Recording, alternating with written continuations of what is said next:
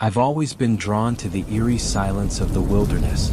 There's something about the vastness of an untouched forest that both terrifies and mesmerizes me. San Juan National Forest, with its towering pines and endless stretches of darkness, had always been on my list of places to explore.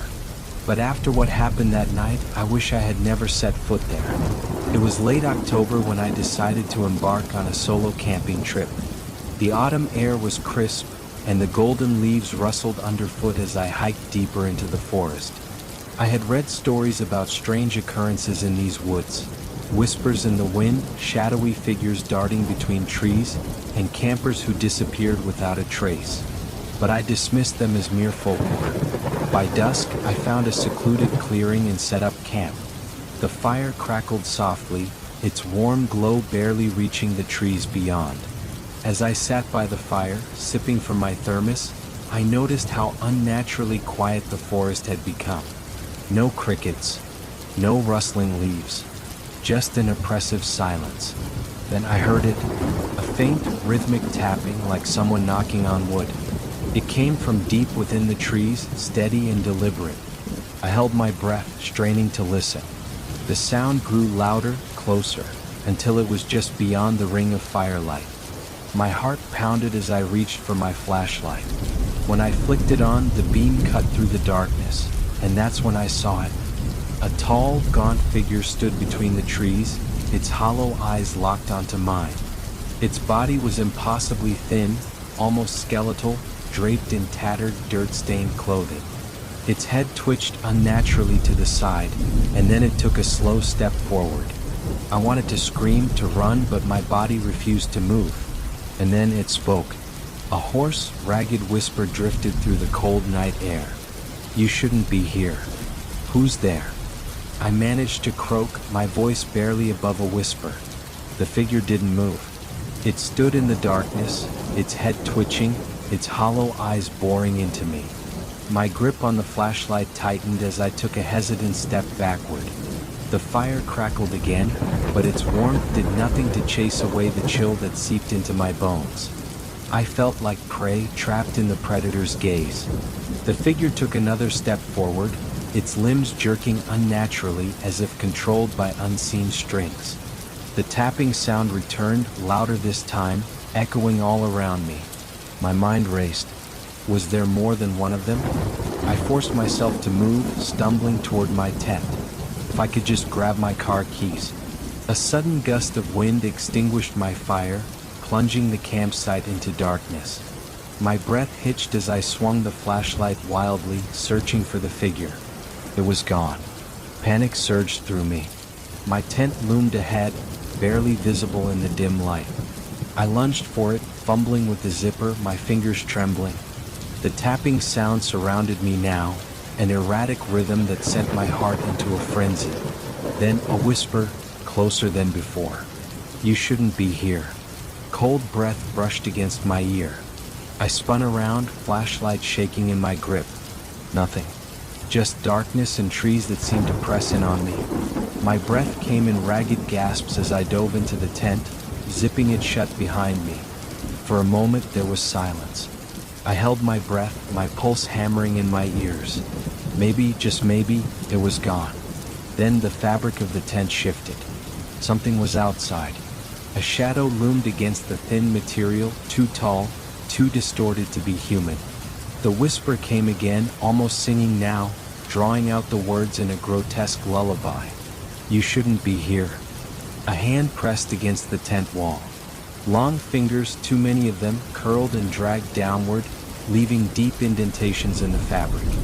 I scrambled for my bag, my fingers closing around my knife. If I had to fight, I would. But then the whisper turned into laughter. Low, guttural, and human. The tent collapsed. Darkness swallowed me whole. Then I see a big shadow in the sky, a big, big bird. It swooped low, its wingspan enormous, casting an eerie darkness over the forest floor. My chest tightened as the silhouette blocked out the moonlight, revealing glowing, blood-red eyes that pierced through the night. It wasn't just a bird, it was something ancient, something wrong. The moment it let out a screech, the whisper stopped. The presence outside my tent vanished, but my relief was short-lived. The beast descended, talons stretching toward me. I bolted from the collapsed tent, scrambling over dirt and fallen branches. My flashlight flickered wildly as I ran, my breath ragged. Behind me, I heard the crunch of trees snapping under massive wings, the air vibrating with an unnatural hum. Whatever it was hunting me now. That I tripped. The impact sent pain jolting through my body, but I barely had time to process it before the ground beneath me gave way. I was falling. I hit the ground hard, the impact knocking the air from my lungs. The fall hadn't been as far as I expected, but the pain radiating through my body was enough to leave me disoriented. Above me, the massive creature circled, its blood-red eyes glowing through the thick canopy. The whispers were gone. The thing that had stalked me before had disappeared, as if it feared whatever lurked in the sky.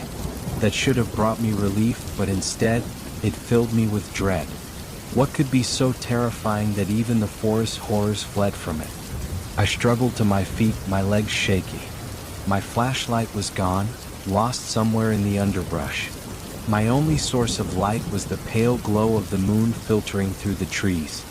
Then the bird screeched again, a deafening, bone-chilling sound that sent another wave of panic through me.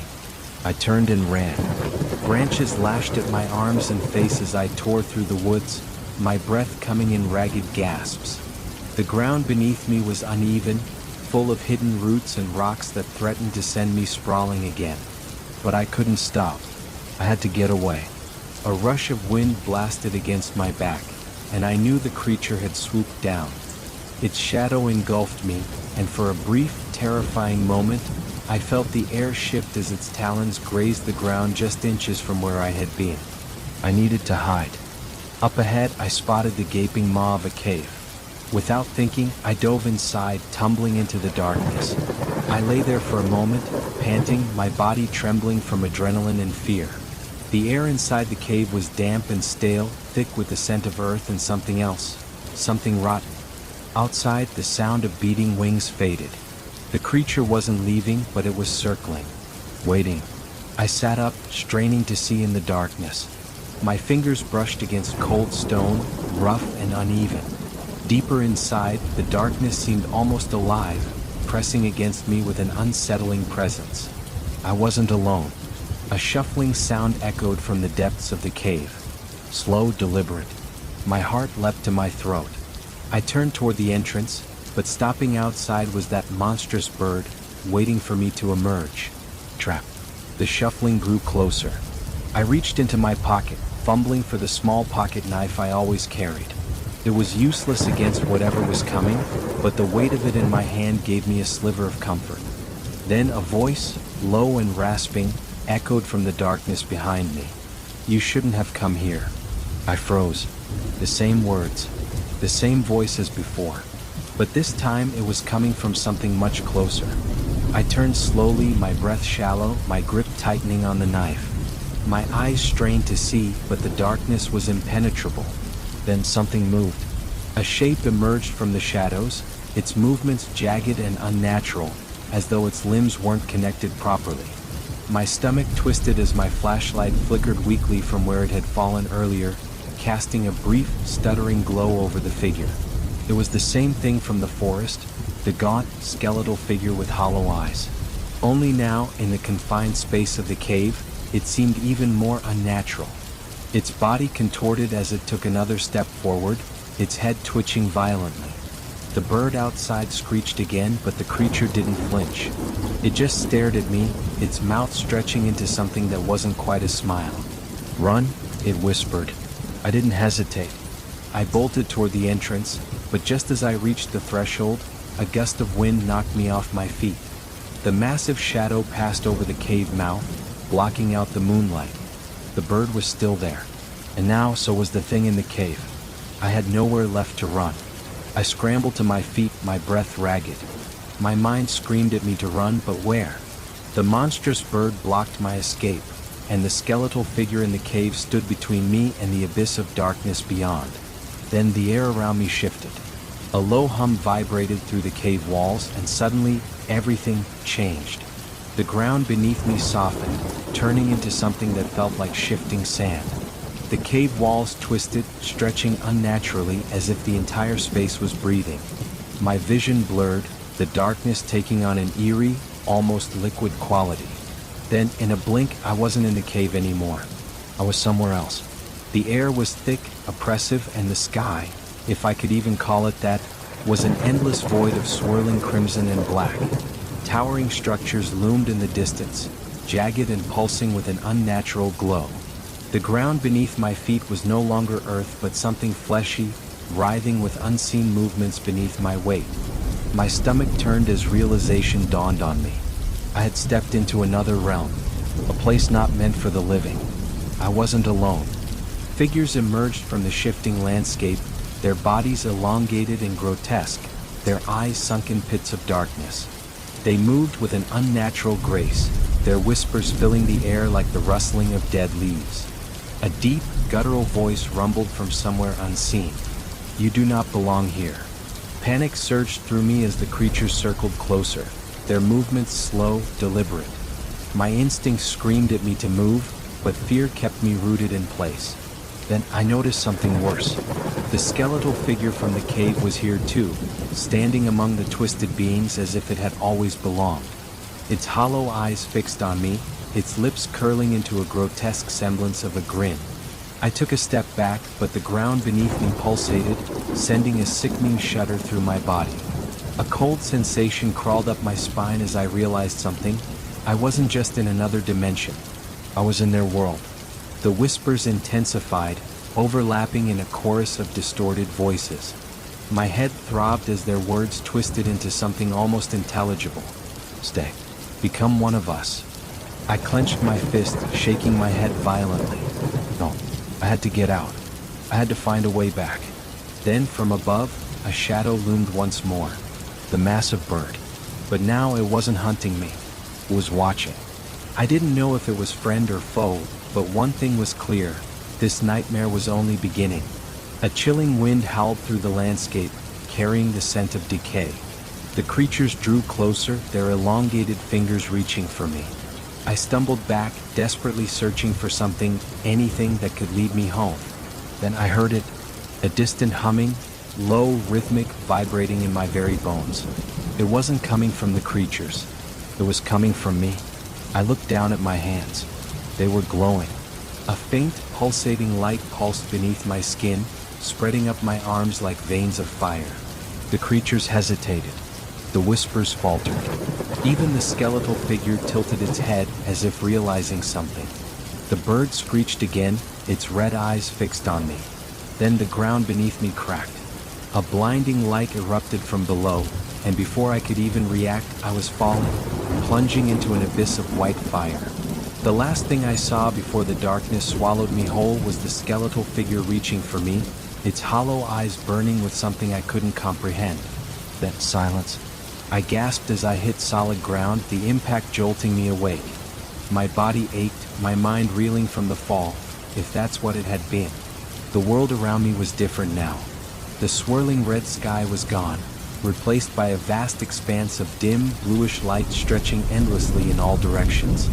Jagged black stone formations jutted out from the ground, twisting unnaturally like frozen tendrils. I pushed myself up, scanning my surroundings when I saw her. A woman standing a few feet away, staring at me. She was pale, too pale, her long black hair falling in tangled waves over her shoulders. Her clothes were tattered, old, as if she had been wearing them for years. Her eyes, wide with shock, locked onto mine. You're real," she whispered, her voice hoarse as if she hadn't spoken in a long time. I swallowed hard, nodding. "Who are you?" My voice felt small in this eerie place. She hesitated, then took a cautious step closer. "My name is Elara. I fell here a long time ago. I don't know how long." My heart pounded. "You're saying you've been trapped here?" Her expression darkened, and she gave a slow, hollow nod. "Yes." I stared at her, trying to process what she had just said. The thought of someone being stuck in this nightmarish place for years, maybe even decades, sent a shiver down my spine. "How did you get here?" I asked, my voice barely above a whisper. Elara's eyes flickered with something sadness, maybe even fear. I was hiking with my brother. We were deep in the San Juan forest, just like you, when something happened. She swallowed hard, glancing at the jagged formations around us. We saw something in the trees. A shadow. A doorway that wasn't supposed to be there. And then, we fell. I took a shaky breath. Your brother? Where is he now? Elara's expression twisted into something pained. She turned away, hugging herself. He didn't make it.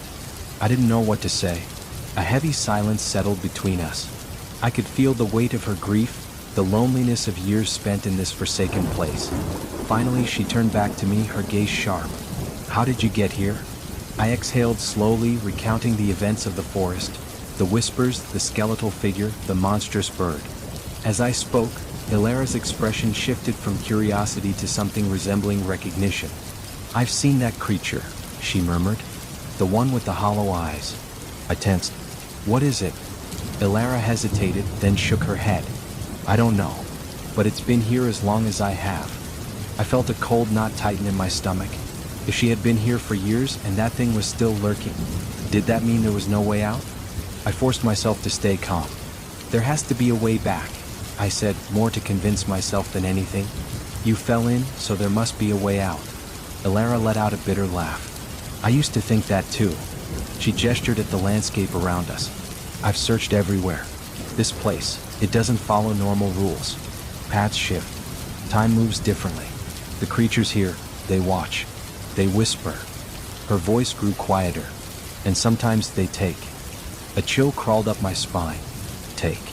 Her jaw tightened. I don't sleep anymore. I can't. Every time I do, I hear them calling my name. She met my gaze, her eyes filled with something close to desperation. If we want to get out, we have to move. Now. She turned, starting toward the jagged terrain ahead. I hesitated for only a second before following her. Because now, I wasn't just fighting for my own escape. I was fighting to bring her back too. Elara moved with practiced ease through the twisted landscape, her bare feet stepping lightly over the jagged black stone. I struggled to keep up, my boots slipping against the unstable ground. How long have you been here? I asked, my voice hushed. She didn't stop walking. Long enough to learn how to survive. Her answer sent a shiver through me. If she had lasted this long in a place like this, then she was either extremely lucky or incredibly skilled. She led me toward a narrow ravine where the air felt slightly warmer. Strange, glowing blue vines draped over the rocks, pulsing faintly, casting eerie shadows against the walls. She knelt beside one, pulling a jagged rock from her belt and slicing the vine open. A thick, dark liquid oozed out, and she cupped her hands beneath it. Drink, she said. I hesitated. Are you serious? She narrowed her eyes. You won't last long here without water. There isn't any, at least not the kind you'd recognize. This will keep you alive. I swallowed my doubt and mimicked her movements, letting the liquid pool in my palms before bringing it to my lips. The taste was bitter, metallic, but as soon as it hit my throat, warmth spread through my body. My fatigue lessened. My mind felt clearer. Elara wiped her mouth, watching me closely. Rule number 1. Nothing here is what it seems. But some things can still be used to our advantage. I nodded slowly, realizing that if I wanted to survive, I had to start listening to her. Elara led me deeper into the ravine, the glowing vines growing denser. This place isn't just a prison, she said. It's alive. It changes. I frowned. How do you know? She gestured at the rocks. Because I've seen entire landscapes shift overnight. Caves disappear. Paths reappear in places they weren't before. I once marked a trail with scratches in the stone, only to find the marks rearranged the next day. A chill ran through me. Then how do we get out? She turned to me, eyes sharp. We don't find a way out. We make one. I blinked. What does that mean? She reached into a small satchel tied around her waist and pulled out what looked like a bundle of dried roots, crushed them between her fingers and sprinkled the dust onto the ground. The second the dust touched the black stone, a faint glow rippled outward, revealing an almost invisible fissure running through the terrain. Everything here has rules, she said, but they aren't like the rules of our world. This dust? It's from the creatures that roam the edges of this realm. They leave behind traces of something otherworldly. And when you learn how to use it, you can see the weak points in this place. I stared in awe as the fissure pulsed faintly, almost like a doorway waiting to be opened. Rule number 2, she continued. The abyss doesn't want you to leave. But that doesn't mean you can't trick it. Elara knelt beside the glowing fissure, pressing her fingers lightly against the surface. This is where we start. I crouched beside her, my pulse quickening. Start what? She smiled faintly. Survival mode. With a swift movement, she pulled out a piece of sharpened bone, something she had clearly fashioned into a weapon, and began carving intricate symbols into the ground. As she worked, she spoke in a hushed tone. Rule number 3, if you want to escape, you have to understand this place. You can't just run blindly. You have to learn its patterns, its tricks. She glanced at me. And most importantly, you have to be willing to fight. I exhaled slowly. Fight what? She didn't answer right away. Instead, she finished the last symbol and sat back. The glow from the fissure pulsed brighter now, stretching upward like it was reacting to her touch. Then she finally said, the things that guard this place. A deep, rumbling noise echoed from the distance, a sound that sent a chill deep into my bones. Elara stood, gripping her bone weapon tightly. They know we're trying to leave. I swallowed hard, forcing myself to stand beside her. If I wanted to survive, if I wanted to get out, I had to trust her. No turning back now. Elara pulled me away from the fissure, her expression tense. We don't have much time before they come. But first, you need to know how to sustain yourself here. She led me toward a cluster of jagged rock formations, their surfaces slick with some kind of dark moss. Nestled in the crevices between them were strange plants, thin, wiry stems with bioluminescent leaves that pulsed with an eerie blue glow. She knelt beside one and plucked a few leaves, rolling them between her fingers. Eat this. I eyed the glowing plant warily. Are you sure? She nodded. Rule number 4, not all plants here will kill you, but most will. The only ones you can eat are those that grow near the stone formations. She gestured around us. See how the vines and smaller plants cluster around the rocks? The ground here doesn't nourish them, but something in the stone does. I hesitated before taking the leaf from her hand and placing it in my mouth. It was bitter, almost metallic, but the moment I swallowed, a strange warmth spread through my chest. The exhaustion in my limbs eased, my mind felt sharper. I looked at her in surprise. It's like energy. She smirked. Exactly. The abyss doesn't want you to die too quickly. It needs you to last just long enough to suffer. A cold chill ran down my spine. Elara continued plucking the edible leaves, stuffing them into her small satchel. I learned this the hard way, she said. At first, I ate whatever I could find. Some of the plants looked normal, like berries or roots, but they aren't. This place, it changes what it wants you to see. I frowned. So, if I tried eating something else? She cut me off. Best case, you hallucinate so badly you don't remember who you are. Worst case, you become something else. I swallowed hard. Something else. Her expression darkened. The abyss doesn't just trap people. It changes them. She glanced over her shoulder, scanning the terrain. The creatures you've seen, some of them weren't always like that. My stomach twisted. I had been running from the horrors in this place, but now a terrifying realization hit me. Were they all people once? Were they all like us? Elara must have seen the look on my face because she sighed and placed a hand on my shoulder. That's why we have to get out. Before this place decides to change us too. I nodded, gripping my fists tightly. So what do we do next? She exhaled and looked toward the glowing fissure we had left behind. Now we prepare. Elara pulled out another dried root from her satchel and crushed it between her fingers. This one smelled different, sharper, almost like burnt wood. She sprinkled the dust around us in a rough circle. This should mask our scent for a while, she muttered. If we're lucky. I shivered. If we're not lucky? She didn't answer. Instead, she motioned for me to follow her further into the rocky terrain. The deeper we went, the more I noticed how the landscape shifted, like the abyss itself was reacting to us. The jagged stones looked almost melted in places, their shapes unnatural and warped. As we walked, she pointed to various plants. Those small ferns over there? Don't touch them.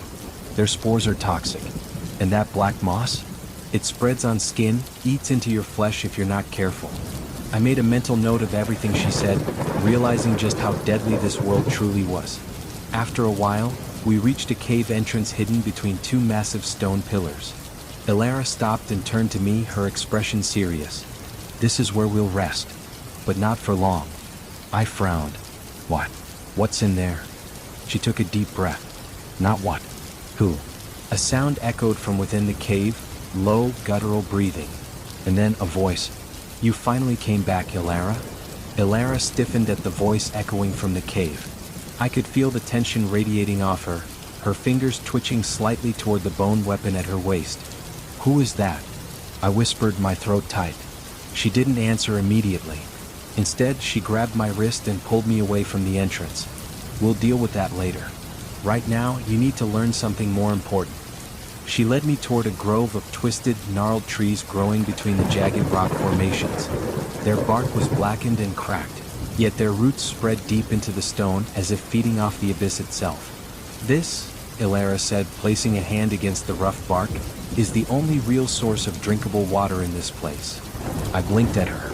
"You mean these trees?" She nodded. "Rule number 5. Never drink from open water here. Any pool, any stream, it's all poison. Tainted by whatever this world is. The only safe water is what these trees filter through their roots." She pulled a sharp fragment of rock from her belt and pressed it against the bark, making a small incision. Almost immediately, a thick, clear liquid began to seep from the wound. It smelled faintly sweet, unlike anything else in this place. She cupped her hands beneath it, catching a few drops before drinking. "This will keep you alive." I hesitated, then followed her lead. The liquid was cool, almost refreshing, and as it slid down my throat, I felt a clarity I hadn't realized I was missing. "This place is trying to kill us at every turn," she murmured. "But if you learn how it works, you can use it." As I drank, a thought struck me. If this water is pure, then why does the abyss allow it to exist? Elara smirked slightly, wiping her mouth. "That's the real question, isn't it?" She glanced around, lowering her voice. "I don't think the abyss is one single thing. It's alive, yes, but it's also conflicted. Like there's something inside it that doesn't want us dead. Something else." A shiver ran down my spine.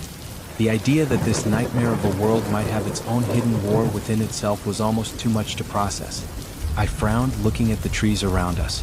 So if the trees filter out whatever poisons this world, could that mean they don't belong here?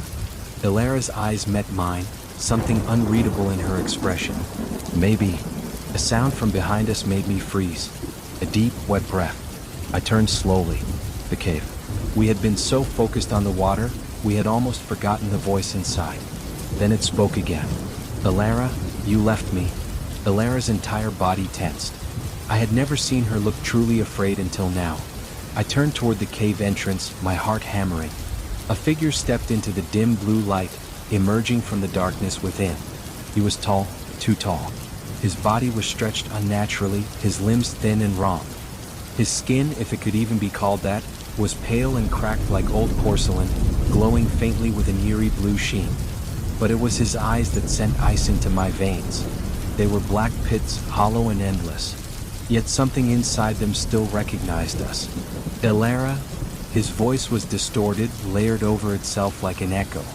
"Why didn't you save me?" Elara's fingers clenched around her weapon. I barely managed to whisper, "Who is that?" Her voice was quiet. "Oh, my brother." Elara took a slow step back, her grip tightening around her bone weapon.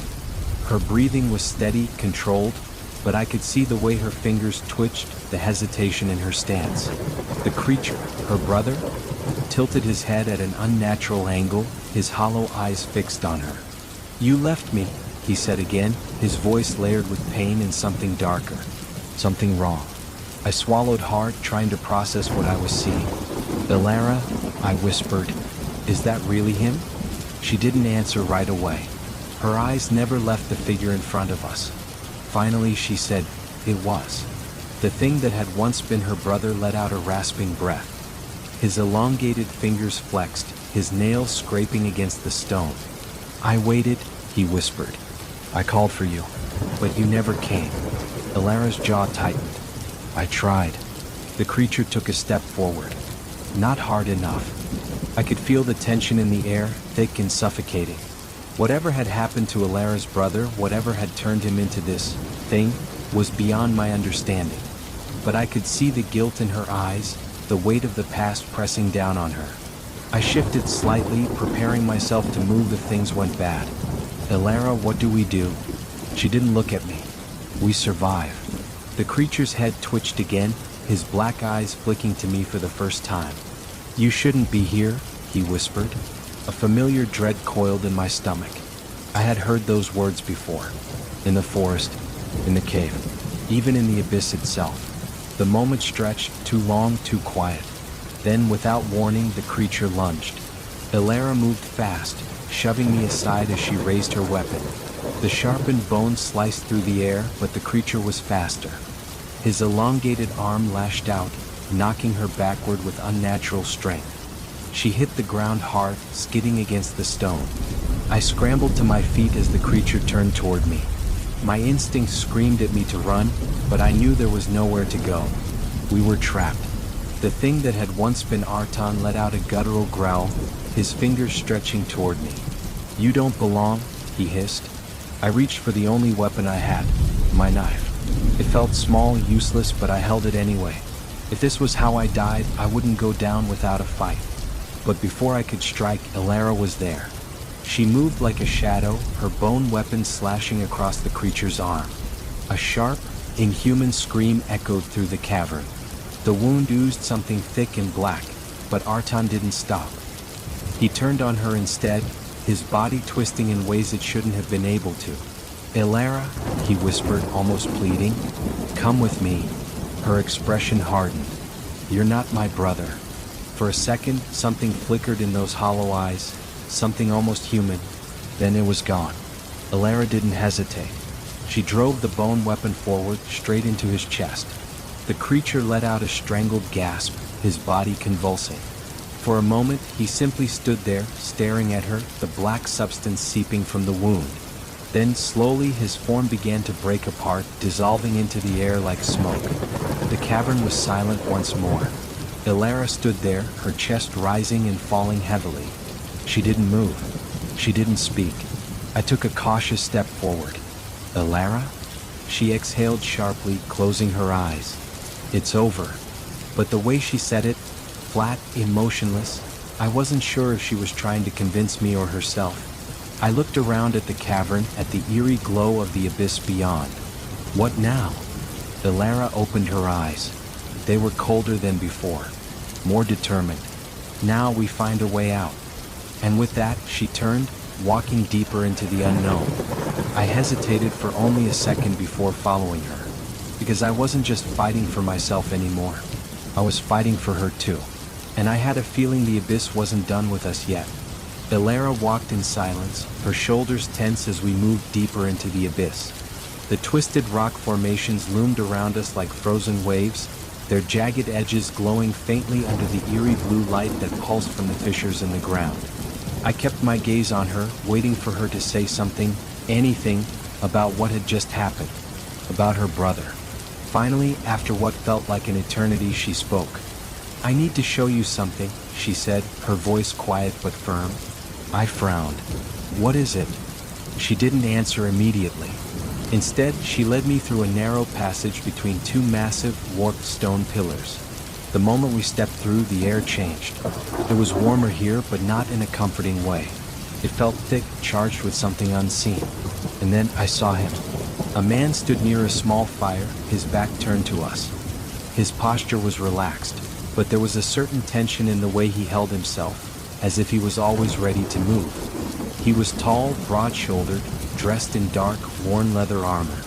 A longbow was slung across his back, and at his side, a curved blade gleamed in the dim light. Elara stopped a few feet away. "Arta," she called. The man turned. I felt my breath catch. His face was sharp, angular, with deep-set eyes that seemed to pierce straight through me.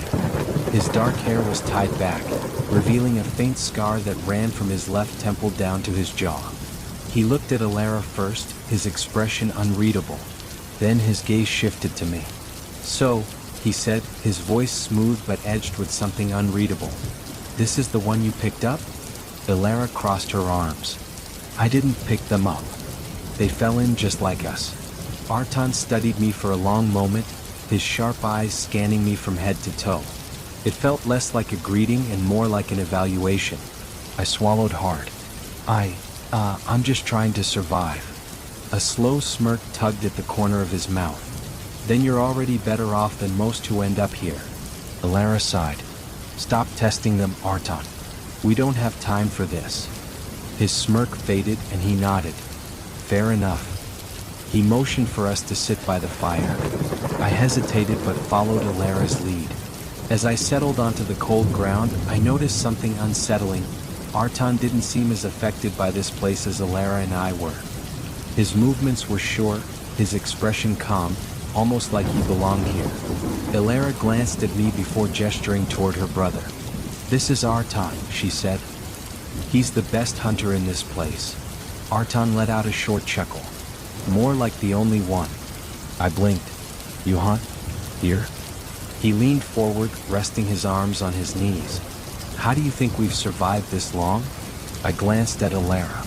She hadn't mentioned much about food, but now that I thought about it, I realized I hadn't seen any real sources of meat. Elara must have caught my confusion because she sighed. He's good at tracking the creatures here. The ones that aren't entirely corrupted. Artan's smirk returned. Good is an understatement. I watched him carefully. There was an ease in the way he spoke, a confidence that felt unshakable. It was strange, he seemed completely at home in this nightmare world. Elara poked at the fire with a sharpened stick. We need to move soon. Artan raised an eyebrow.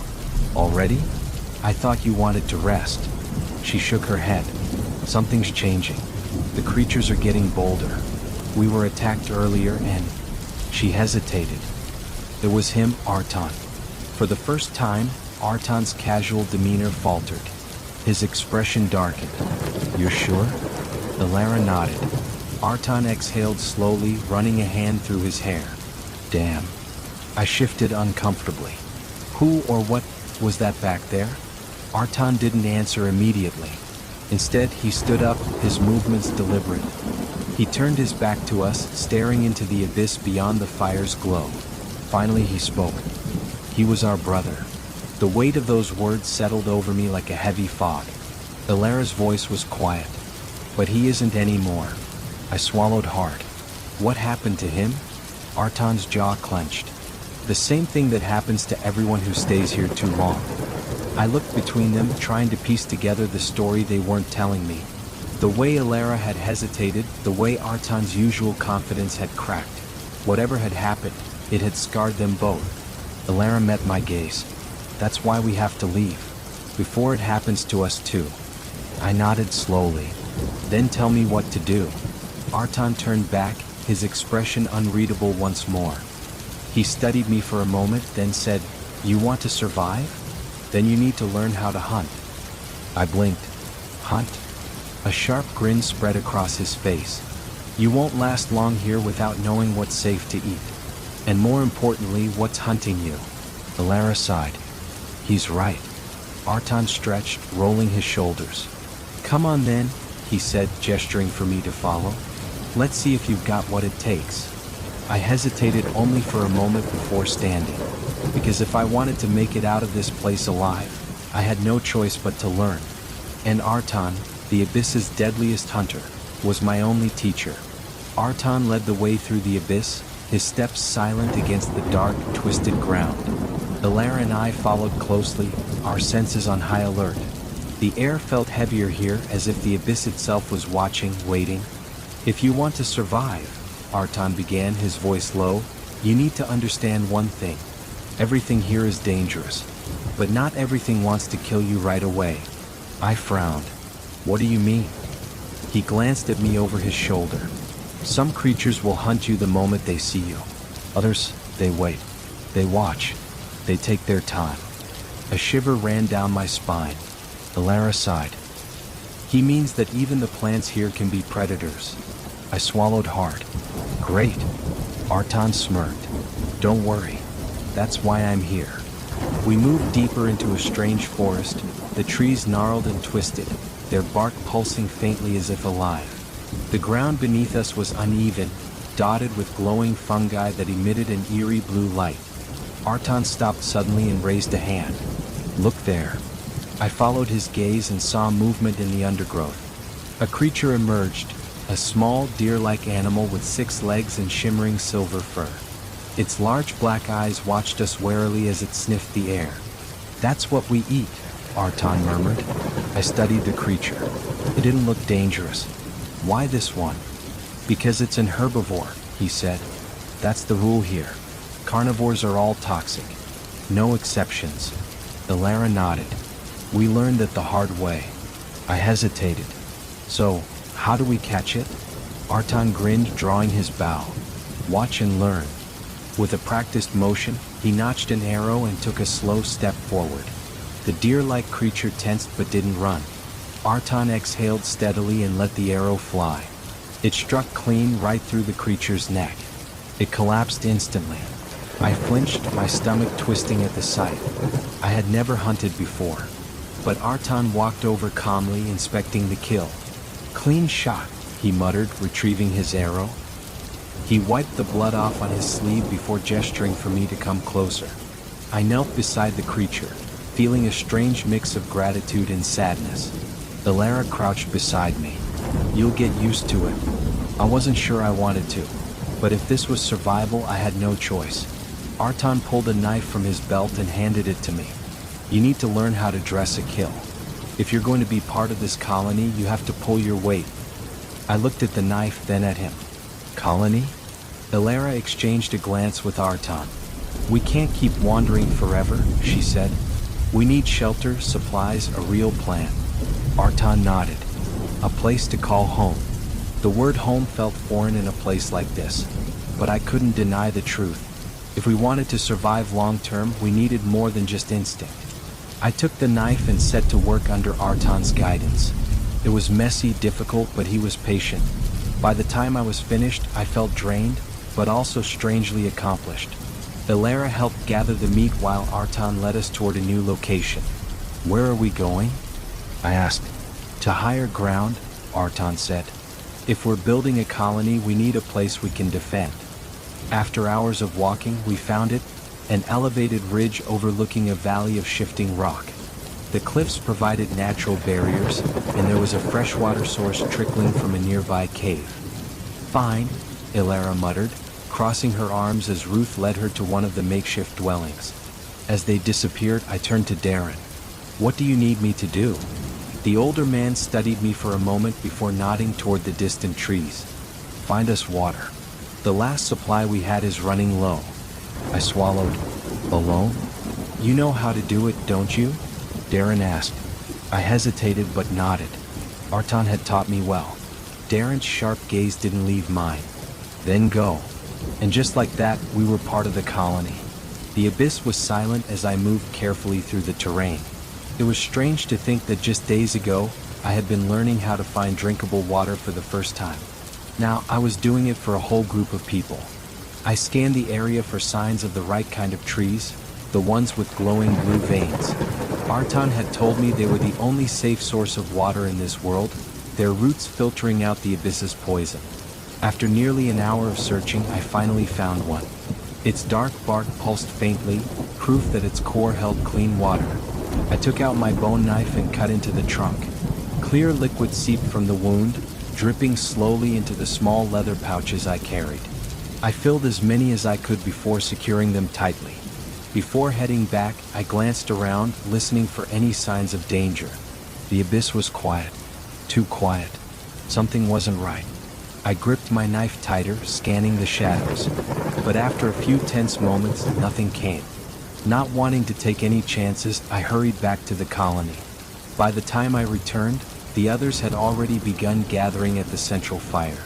Lyra had prepared a stew using what little ingredients they had, while Artan and Darren had just returned from their hunt, carrying the carcass of a deer-like creature between them. Ruth had bandaged Elara's wounds, and for the first time in days, she looked like she was actually getting some rest. I set the water pouches down beside Lyra, who gave me a rare approving nod. "You did well," she said. "This will last us a few days." I sat down beside Elara, who smirked at me. "You survived," she teased. Barely, I muttered, making her chuckle. As night fell, we ate together for the first time as a full group. 6 people who had once been strangers, now bound together by survival. And as I sat there, listening to the crackling fire, watching Ruth steal glances at Artan when she thought no one was looking, I realized something. For the first time since falling into the abyss, we had something close to a home. And for now, that was enough. 3 months had passed since we joined Darren's colony. In that time, we had grown stronger, not just as individuals, but as a unit. What was once a small camp had expanded into something more, a network of safe havens carved into the abyss itself. Darren was a strategist. He knew that staying in one place for too long was dangerous. That was why, under his leadership, we had built 2 additional hideouts, both hidden in the rocky terrain of the southern abyss. One was built deep within a cave system, its entrance concealed by thick, bioluminescent vines. The other was high up in the cliffs, accessible only through a narrow path that was easy to defend. If anything went wrong, if we were ever found again, we would have options. We weren't just surviving anymore. We were adapting. Artan, Elara, and I were assigned to oversee one of the new hideouts, the cave system. It was eerie, with walls that seemed to hum faintly, as if the abyss itself was alive. But it was safe, and that was all that mattered. "We'll use this as a fallback point," Artan explained, his sharp eyes scanning the entrance. "If the main colony is ever compromised, we regroup here." I nodded, already picturing what it would be like if we had to run again. I didn't want to. Not after everything we had built. Elara leaned against the cave wall, her arms crossed. "I still think we should have built higher instead of going underground." Artan smirked. "And I still think you should be grateful we have a second hideout at all." She rolled her eyes but didn't argue.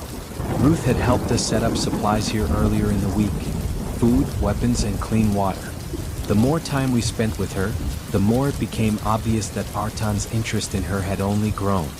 He wasn't the kind of man to openly admit his feelings, but I saw the way he watched her when she wasn't looking. And Ruth? She wasn't subtle at all.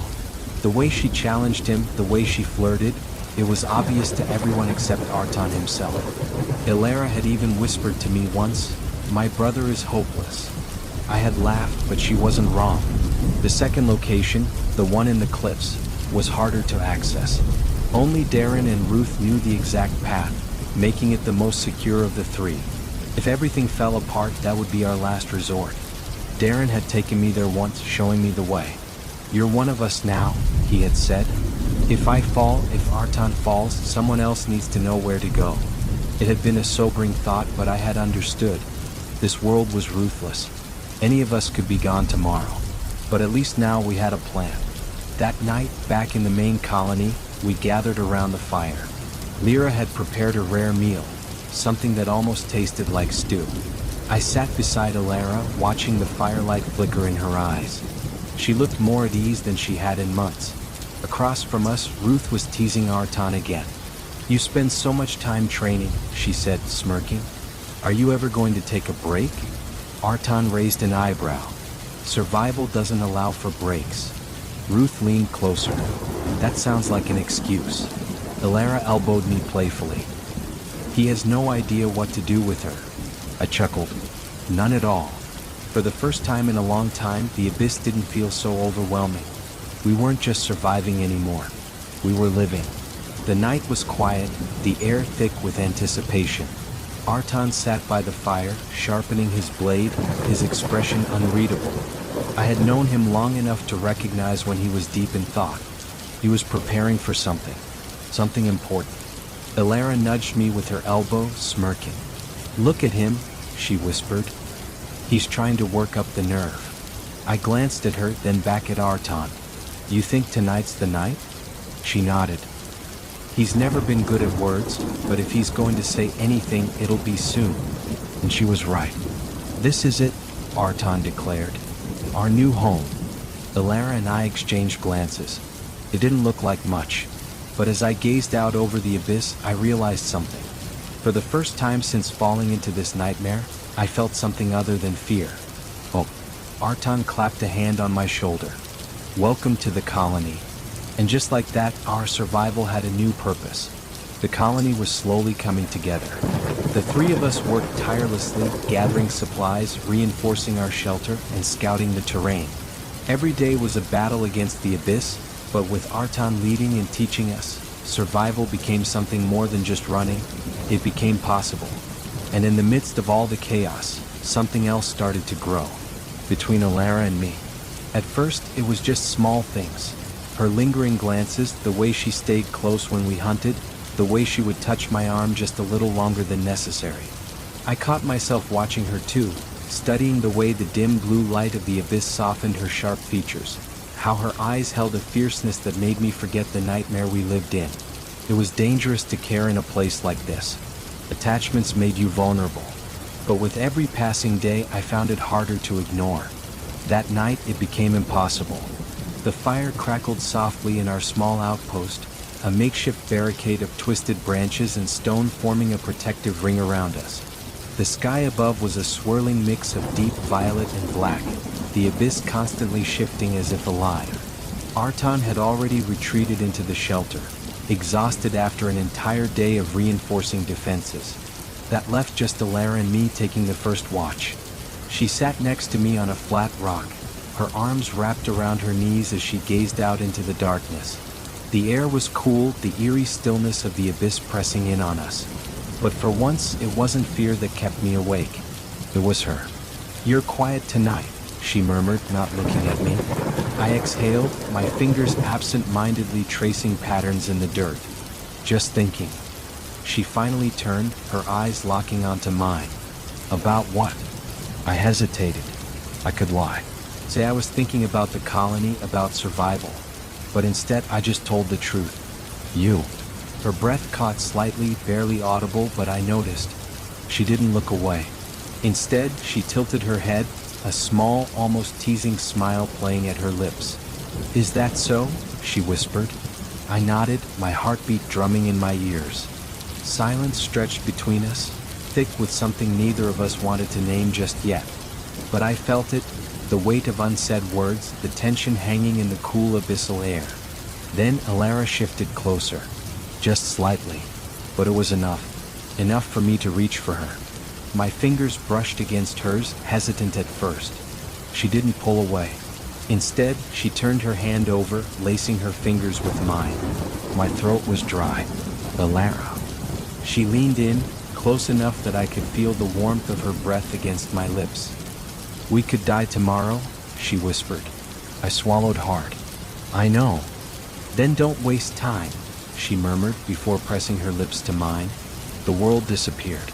The abyss, the danger, the endless nightmare, it all faded into nothing as I pulled her closer, my hands tangling in her dark hair. Her body was warm against mine, grounding me in a way I hadn't felt since I first fell into this cursed place. She wasn't soft. Neither of us were. The abyss had shaped us into survivors, had stripped away innocence and replaced it with instinct. But in that moment, we weren't just survivors. We were alive. I kissed her deeply, pouring everything into it. The fear, the longing, the desperation to feel something real in this twisted world.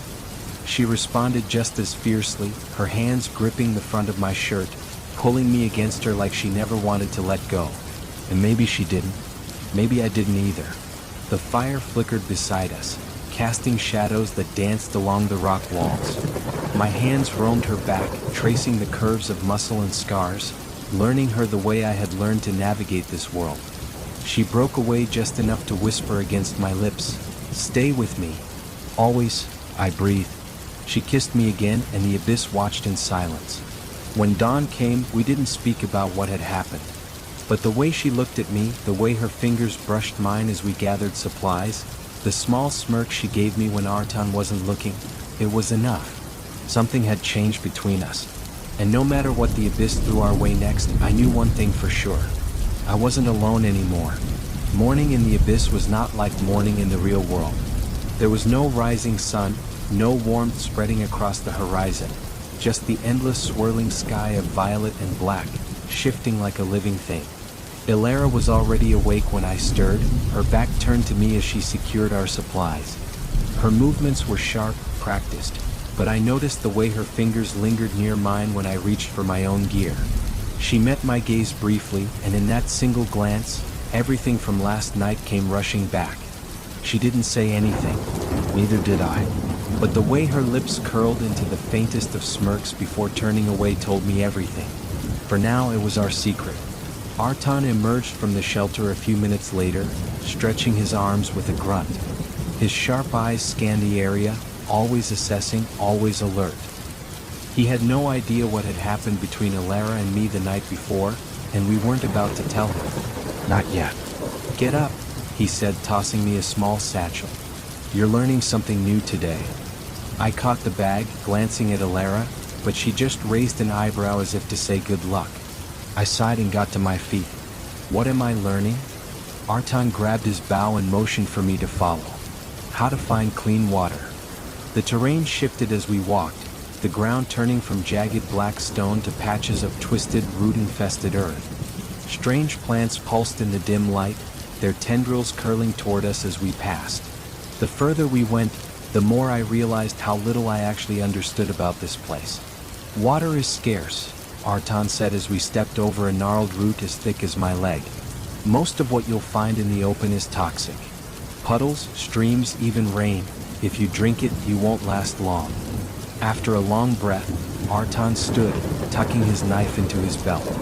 Without a word, he walked toward Ruth, who was seated a short distance away watching the flames. Elara and I exchanged glances before silently following at a distance. We weren't about to miss this. Ruth looked up as Artan approached. She raised an eyebrow, a teasing smirk playing on her lips. Finally decided to stop pretending, huh? Artan hesitated for only a second before sitting beside her. He stared at the fire, his hands clasped together. I don't pretend, he said finally. Ruth tilted her head, waiting. He exhaled sharply. You know how I feel. She chuckled. Do I? Artan clenched his jaw, clearly frustrated. But then he turned, looking directly at her. I want you to be my partner, he said, his voice firm. If you'll have me. For once, Ruth seemed caught off guard. She blinked, her teasing smirk faltering for just a moment. But before she could answer, another voice interrupted. You should know something first. Darren. The colony leader stepped into the firelight, his expression serious. His sharp gray eyes flicked between Artan and Ruth before settling on my friend. You're not the only one who wants her. The weight of those words settled heavily over us. Artan straightened. What do you mean? Darren sat down across from us, rubbing a hand over his face, as if what he was about to say exhausted him. There's another colony, a bigger one. Their leader, Derek, wants Ruth as his mate. Silence. Elara stiffened beside me, her expression darkening. And? Darren sighed. And I refused. A slow tension crept into the air. Ruth narrowed her eyes. You never told me this. You didn't need to know, Darren said firmly. Until now. Artan's fists clenched. Who is this Derek? Darren's gaze hardened. He leads the largest colony in the Abyss. They don't just survive, they conquer. They hunt the Abyss itself, killing creatures we wouldn't even dare approach. They're brutal, efficient, and completely merciless. I swallowed hard. And he just expects Ruth to go with him? Darren nodded grimly. To him it's an offer, a way to unite our colonies. But I know the truth, if she goes, she won't come back the same. Ruth's hands curled into fists. I'd rather die than be part of his colony. Artan looked ready to murder someone. Then what do we do? Darren met his gaze, his voice heavy with meaning. We get ready for war. The air was thick with tension. Darren's words still hung in the night like a warning, but we had no time to process them. No time to prepare, because they were already here. A heavy presence settled over the camp as three figures emerged from the darkness. They moved with the confidence of men who knew they were feared. At the center of the group was Derek, tall, broad-shouldered, draped in scavenged armor made from the bones of abyssal creatures. His face was scarred, his eyes cold and calculating. Flanking him were his two most trusted men, Tafrex and Uojak. Tafrex was lean and wiry, with sharp eyes that flickered with amusement, as if he enjoyed what was about to happen. Yojak, in contrast, was massive, his hulking frame making him look more beast than man. Derek's gaze swept over the camp before settling on Darren. "You knew this was coming," he said, his voice deep and commanding. Darren didn't flinch. "You're wasting your time, Derek." A slow smirk tugged at the corner of Derek's lips. "I don't waste time, Darren. I take what I want." His gaze shifted, locking onto Ruth, who stood behind her father, fists clenched at her sides. "You belong with me," Derek said. "You know that." Ruth's jaw tightened. "I belong where I choose." Derek's smirk widened. "Is that so?" He took a step forward, but before he could get any closer, Artan moved. In a flash, he stepped between Derek and Ruth, his hand resting on the hilt of his blade. His entire posture was tense, every muscle coiled, ready to strike. "She's not going anywhere," Artan said, his voice low and dangerous. Tafrex chuckled. "Oh, and what are you going to do about it?" Yojak cracked his knuckles. 3 against 1. Not great odds, friend. Artan didn't blink. "Then I'll kill 3 men tonight." The smirk on Derek's face faltered slightly, but only for a moment. Then he let out a low chuckle. "You're bold," he admitted. "But boldness doesn't keep you alive in the abyss." He gestured to Tafrex and Yojak. "Take him down." Tafrex moved first, lightning fast, a dagger flashing in his hand as he lunged for Artan's side. Artan dodged, pivoting with practiced ease, his own blade sweeping upward. The clash of metal rang through the night as the 2 warriors engaged in a deadly dance. But Yojak wasn't waiting. With a roar, the massive man charged, swinging a heavy club toward Artan's ribs. Artan barely managed to roll away, but the sheer force of the swing sent dust and debris flying. I was already moving. "Elara, help me," I shouted, drawing my own weapon as I rushed toward Yojak. Elara was right behind me, her dagger flashing as we flanked the brute. Artan, meanwhile, fought Tafrex with fluid, precise movements, their blades clashing again and again. But Derek just stood there watching, waiting, like a predator studying its prey. Yojak swung at me, but I ducked just in time. His brute strength was terrifying, but he was slow. I darted around him, slashing at his side. My blade barely left a scratch, but it was enough to make him snarl in frustration. Elara used her speed, dodging and striking at weak points, his knees, his arms, anywhere she could land a hit. But Tafrex was a different kind of opponent. He was quick, unpredictable. He moved like a shadow, his dagger dancing dangerously close to Artan's throat more than once. "You fight well," Tafrex taunted. "But not well enough." Artan didn't respond. Instead, he feinted left before suddenly twisting, slamming his elbow into Tafrex's ribs. The smaller man stumbled, and in that split second, Artan struck. His blade cut deep. I frowned. Then how do we survive? He stopped in front of a massive tree, its bark blackened and cracked, its roots stretching deep into the rocky ground. Unlike the others, this one had faint blue veins running along its surface, pulsing with a slow, rhythmic glow. "You get it from here?" Artan said, tapping the trunk. I stared at the tree. "You're saying trees filter the water?" He nodded. "They absorb the poison and purify what's left. Not all of them, but if you know what to look for, you'll never die of thirst." He pulled a jagged piece of bone from his belt and pressed it against the bark. With a practiced motion, he cut into the tree, and almost immediately, a thick, clear liquid began to seep from the wound. It dripped slowly, pooling at the base. "Drink," he ordered. I hesitated. The liquid had a faint, sweet scent, almost like honey. Cautiously, I cupped my hands and let a few drops fall into my palm.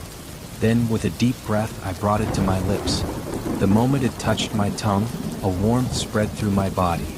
It was refreshing, clearing the fog in my mind and washing away the fatigue clinging to my muscles. I exhaled sharply. "It's good." Artan smirked. "Told you." He handed me the bone knife. "Now you try." I positioned myself against the tree, mimicking his movements. The blade bit into the bark, and within moments, the clear liquid began to flow. Artan gave a satisfied nod. "Good. Now remember this, never take too much from one tree." If you drain it dry, it dies, and so does your water source. I wiped my hands, nodding. Got it? We spent the next hour collecting water, storing it in makeshift leather pouches crafted from hunted creatures. As we worked, I found myself watching Arton more closely. Despite his rough exterior, there was a method to everything he did. Every action calculated, every movement purposeful. "You've been here a long time," I said after a while. He didn't look at me as he cut into another tree. "Long enough. Do you even remember what life was like before this?" This time he paused, just for a second. Then he shrugged. "Doesn't matter. This is life now." I wanted to press further, to ask what had happened to him and Elara before they fell into this world. But something in his tone told me that conversation wasn't meant to happen today. Instead, I nodded. "Then I'll make sure I don't slow you down." A rare smile tugged at the corner of his mouth. "Good. Because the abyss doesn't forgive weakness." We finished gathering water and began making our way back to camp. As we walked, I couldn't shake the feeling that even though Arton was teaching me survival, he was also testing me. Maybe I was proving myself to him. Or maybe, deep down, he knew something had changed between Elara and me. And sooner or later, he was going to find out. By the time Arton and I returned to camp, the eerie glow of the abyss was beginning to dim. There was no sun here, no real sense of time, but we had learned to recognize the shift. The way the air grew colder, the shadows darker. Night was coming. Elara was already waiting for us, crouched near the fire, sharpening a bone dagger. She looked up as we entered the barricaded perimeter, her eyes flicking to mine before moving to Arton. "You took longer than I expected," she noted. Arton dropped the water pouches onto the stone floor. "Teaching takes time." I sat down with a sigh, stretching my sore muscles. "Yeah, well, I'm learning fast." Arton let out a low chuckle but then turned serious. He crouched beside the fire, staring into the flickering flames as if gathering his thoughts. Finally he spoke. "Now that you know how to find water, there's something else you need to learn." He looked up, his expression hard. "Never leave the camp at night." I frowned. "Why?" Elara answered before he could. "Because that's when they hunt." A chill ran down my spine. "The creatures." Arton nodded. "During the day, most of them are dormant, hiding in the shadows, waiting. But when the abyss darkens, everything changes. The real predators come out." I swallowed. "What kind of predators?" Arton glanced at Elara, and for the first time, I saw something close to hesitation in his usually confident expression. That alone made my stomach tighten. "Things that don't just kill," he said finally. "Things that take." Elara shuddered slightly and threw another piece of wood onto the fire. "If you get caught outside after dark, you don't come back. Not as yourself." I looked between them, feeling the weight of their words settle heavily in my chest. I had seen horrors in this world, things that defied logic. But whatever they were warning me about, it was worse. "How do you know this?" I asked quietly. Arton's jaw clenched. "Because I've seen it." Silence followed, thick and oppressive. I wanted to ask for more details, but something told me I wouldn't like the answer. Instead, I exhaled slowly. "All right. I won't go out at night." Elara nodded approvingly, but Arton didn't look convinced. "Promise me," he said, his voice firm. I hesitated, then met his gaze. "I promise." Arton studied me for a long moment before nodding. "Good. Because if you break that rule, I won't come looking for you." His words sent a shiver through me. It wasn't a threat, it was a fact. I glanced at Elara and she gave me a small, reassuring smile. But even behind that, I could see the worry in her eyes. The night pressed closer. And I knew now that in the abyss, the dark wasn't just empty space. It was alive. And it was waiting. The abyss had no real stars, no moon to guide us. Only the dim glow of distant, shifting fissures that pulsed like veins beneath cracked stone.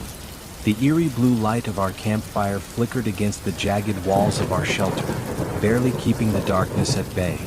Arton had already retreated inside, trusting us to keep watch.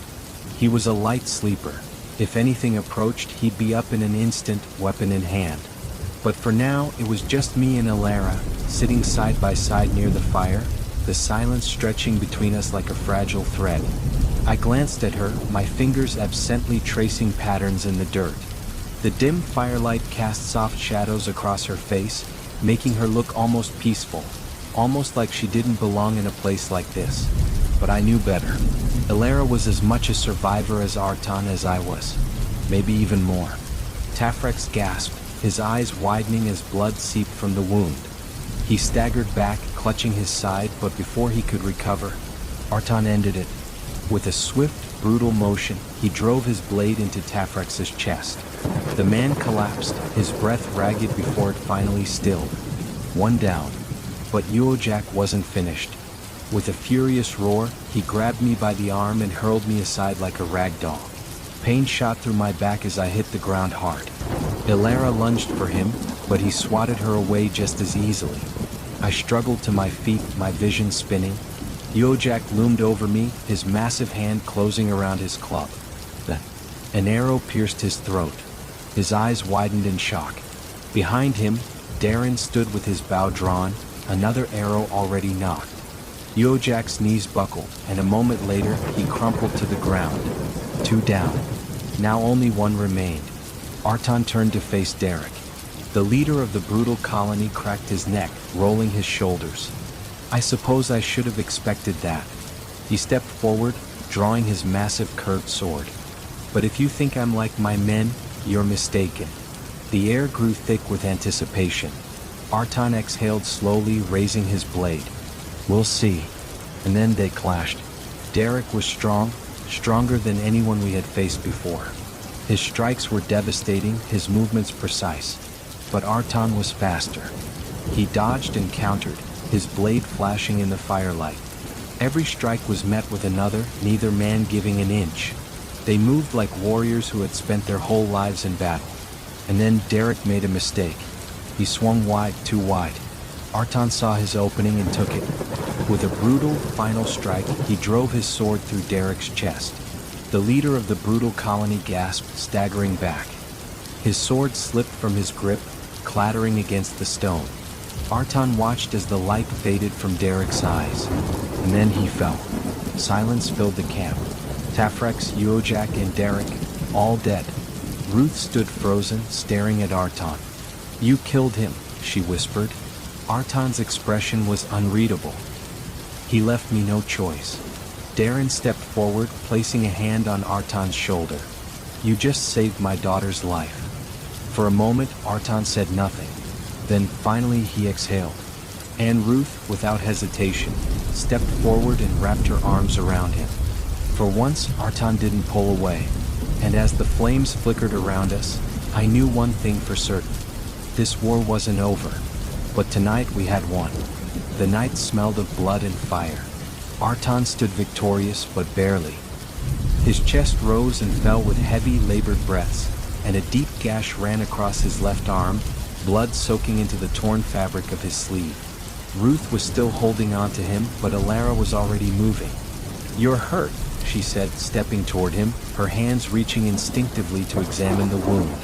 I'm fine, Artan muttered, though his legs wavered slightly.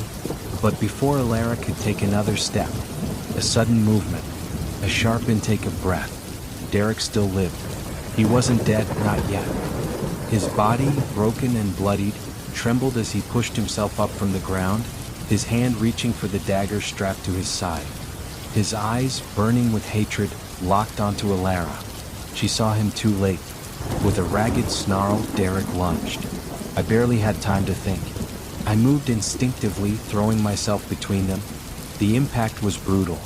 His weight slammed into me, knocking the air from my lungs. But before his dagger could reach my throat, I drove my shoulder into his chest and pushed with everything I had. Derek staggered backward, his boots slipping against the dirt. His weakened body betrayed him. He stumbled, losing balance. And then he fell. He hit the ground hard, rolling onto his side, coughing violently. But I knew better than to assume he was finished.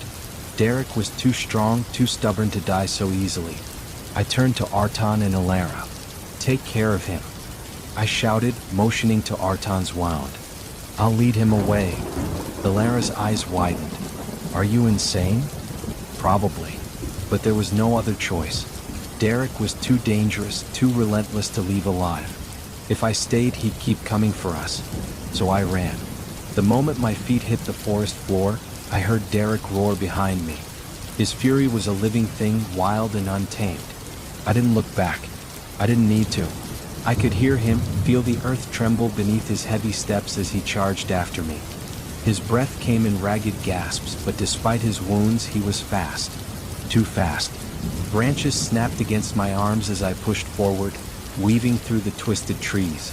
The abyss was alive with shadows, the dim blue glow from the fissures barely lighting my path. I had no plan, no idea where I was going. I just ran. Behind me, Derek's voice boomed through the forest. "You think you can run from me?"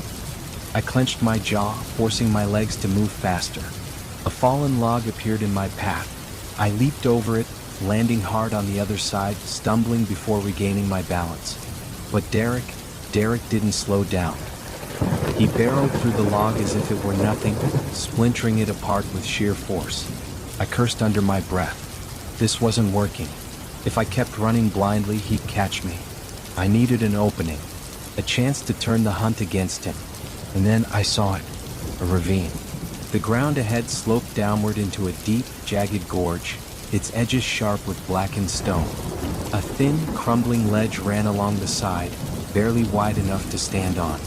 I skidded to a stop, my mind racing. Derek was almost on me. If I miscalculated, even for a second, I'd be the one to fall. But if I timed it just right, I turned to face him. Derek's eyes burned with rage as he stormed toward me, his dagger gripped tightly in his blood-stained fist. "No more running," he snarled. I exhaled slowly, and then I jumped. My boots landed on the narrow ledge, sending loose stones tumbling into the abyss below. My arms flailed, struggling to keep balance. Derek skidded to a stop at the ravine's edge, his expression twisting into something between fury and confusion. "You idiot," he barked. "You're trapped." I smiled. "Am I?" Before he could react, I kicked a loose boulder off the ledge. It crashed into the stone below, sending a violent tremor up the cliffside. Derek's eyes widened. The ground beneath him shifted, and then it collapsed. Derek barely had time to react. The ground crumbled beneath his feet, sending him plummeting into the gorge. For a split second, I saw his hand shoot out, clutching desperately for something, anything, but there was nothing to hold on to. And then he was gone. His body vanished into the darkness below, swallowed by the abyss. Silence followed. My breath came in ragged gasps as I clung to the rocky wall, my fingers aching. I had survived. Barely. I didn't know if Derek was dead, but I knew one thing for certain. He wasn't coming back tonight, and that was enough. I stumbled back toward the colony, my legs burning with exhaustion. By the time I reached the clearing, Elara and Artan were waiting. Elara ran toward me the second she saw me. "You're alive." I managed a weak smile. More or less. Artan, still wounded but standing, stepped forward. "What happened?" I exhaled. "Derek's gone. Fell into the abyss." Artan's expression darkened. "Are you sure he's dead?" I hesitated. "No." She caught me staring. A slow smirk curled her lips. "What?" she murmured, voice barely above a whisper. I hesitated, then shrugged. "Just thinking." She raised an eyebrow. "About what?" I exhaled, letting my gaze drift to the fire. "Everything. This place. How we ended up here. How we're still alive." She was quiet for a moment, then nudged my leg lightly with hers. "We're alive because we're strong." I met her eyes. "And because of Artan." She sighed, nodding. "Yeah. He saved me more times than I can count." Then after a pause she added, "But you're part of this now too." Something in my chest tightened at those words. The abyss had tried to break me, but I was still here. And Elara saw me as more than just another survivor. I reached for her hand without thinking. She didn't pull away. Her fingers were rough, calloused from years of fighting and surviving, but they fit perfectly in mine. She squeezed lightly, a silent confirmation that whatever this was between us, it was real. The fire crackled, casting shifting shadows around us. For a moment, we just sat there, listening to the distant hum of the abyss, the rhythmic pulse of something ancient beneath the ground. Then Elara shifted, leaning closer. Her breath was warm against my skin as she whispered, "It's dangerous to get attached in a place like this." I swallowed hard. "I know. But you're already attached, aren't you?" I turned to her, my free hand reaching up to brush a stray strand of hair from her face. "Are you?" She exhaled softly, her lips curling into a small, knowing smile. "Yeah." And then, before I could say anything else, she closed the distance between us. Her lips were warm, soft but insistent, and the moment they met mine, everything else faded. The abyss, the danger, the fear of what tomorrow might bring. None of it mattered. I pulled her closer, deepening the kiss, my heart pounding in my chest. She responded with the same urgency, her fingers threading through my hair as she pressed against me. We were still survivors, still trapped in a world that wanted us dead. But in that moment, we weren't just fighting to stay alive. We were living. The fire had burned low, casting flickering shadows against the stone walls of our shelter. The night had been quiet, too quiet. Elara and I had taken turns scanning the darkness, weapons in hand, but nothing had stirred for hours. I was just about to whisper something to her when I heard it, a rustling, slow, deliberate. The unmistakable sound of something moving through the underbrush just beyond our barricade. Elara tensed beside me, her fingers tightening around her dagger. "Did you hear that?" she whispered. I nodded, my heart pounding. Then, without warning, something burst into the clearing. A creature, small, fur-covered, its 6 legs scrambling frantically against the ground. It had a long, narrow snout and wide, terrified eyes. At first, I thought it was just another harmless herbivore, the kind Artan had taught me we could hunt. But then I saw the deep gashes across its body. Something had been chasing it. Something close. The air shifted, growing heavy with an unnatural presence. A low, guttural growl rumbled from the shadows beyond the trees. The small creature let out a shrill cry, stumbling in its panic, before scrambling past us into the shelter. And then we saw it. From the abyss beyond the tree line, a figure emerged, tall, twisted, moving with a predatory grace. Its body was black as the void, its skin slick like oil, shifting as if it wasn't entirely solid. It had no eyes, just a gaping maw filled with jagged, glistening teeth. It had followed the smaller creature here. And now it had found us. Elara grabbed my arm. "We need to wake Artan, now." I was already moving. But before I could reach the shelter, the creature let out a piercing screech and lunged. I barely had time to throw myself aside as it crashed into the barricade, sending shards of broken wood and stone flying. Elara spun, slashing at its outstretched claws with her dagger. The blade connected, slicing through its shifting flesh, but instead of blood, thick black liquid oozed from the wound, sizzling against the earth like acid. I grabbed my weapon, one of the spears we had fashioned from hardened bone, and drove it toward the beast's side. It reacted fast, too fast. Before my spear could connect, the creature twisted unnaturally, slamming its tail into my chest. The impact sent me sprawling, pain lancing through my ribs as I hit the ground hard. "Move!" Elara shouted, dragging me to my feet just as the creature lashed out again. The shelter behind us shook from the force of its attack. Inside, I heard movement, then the sound of Artan's voice, sharp and commanding.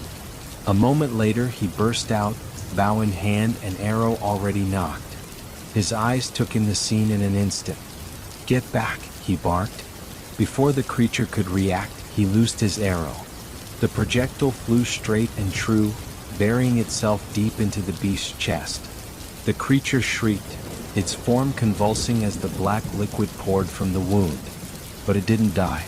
Instead, it turned its eyeless face toward Artan, its jagged mouth stretching open wider, unnaturally wide, as if preparing to consume him whole. "Again?" Elara shouted, moving in with her dagger. Artan didn't hesitate. He fired another arrow, this one aimed at the creature's head. It struck true, causing the beast to stagger. Seizing the opportunity, I lunged with my spear, driving it into its torso with every ounce of strength I had left. The creature howled, its body spasming violently. The ground beneath it cracked, dark tendrils of abyssal energy spilling outward like veins of spreading corruption. And then, as suddenly as it had attacked, it collapsed. A heavy silence fell over the clearing. Elara wiped the blackened blood from her dagger, her breathing ragged. Is it dead?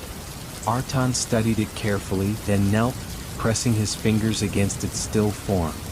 The black liquid was already evaporating, the creature's body disintegrating before our eyes. Yes, he said finally, but that's not the problem. I frowned. What do you mean? Artan stood, his gaze scanning the dark horizon. His expression was grim.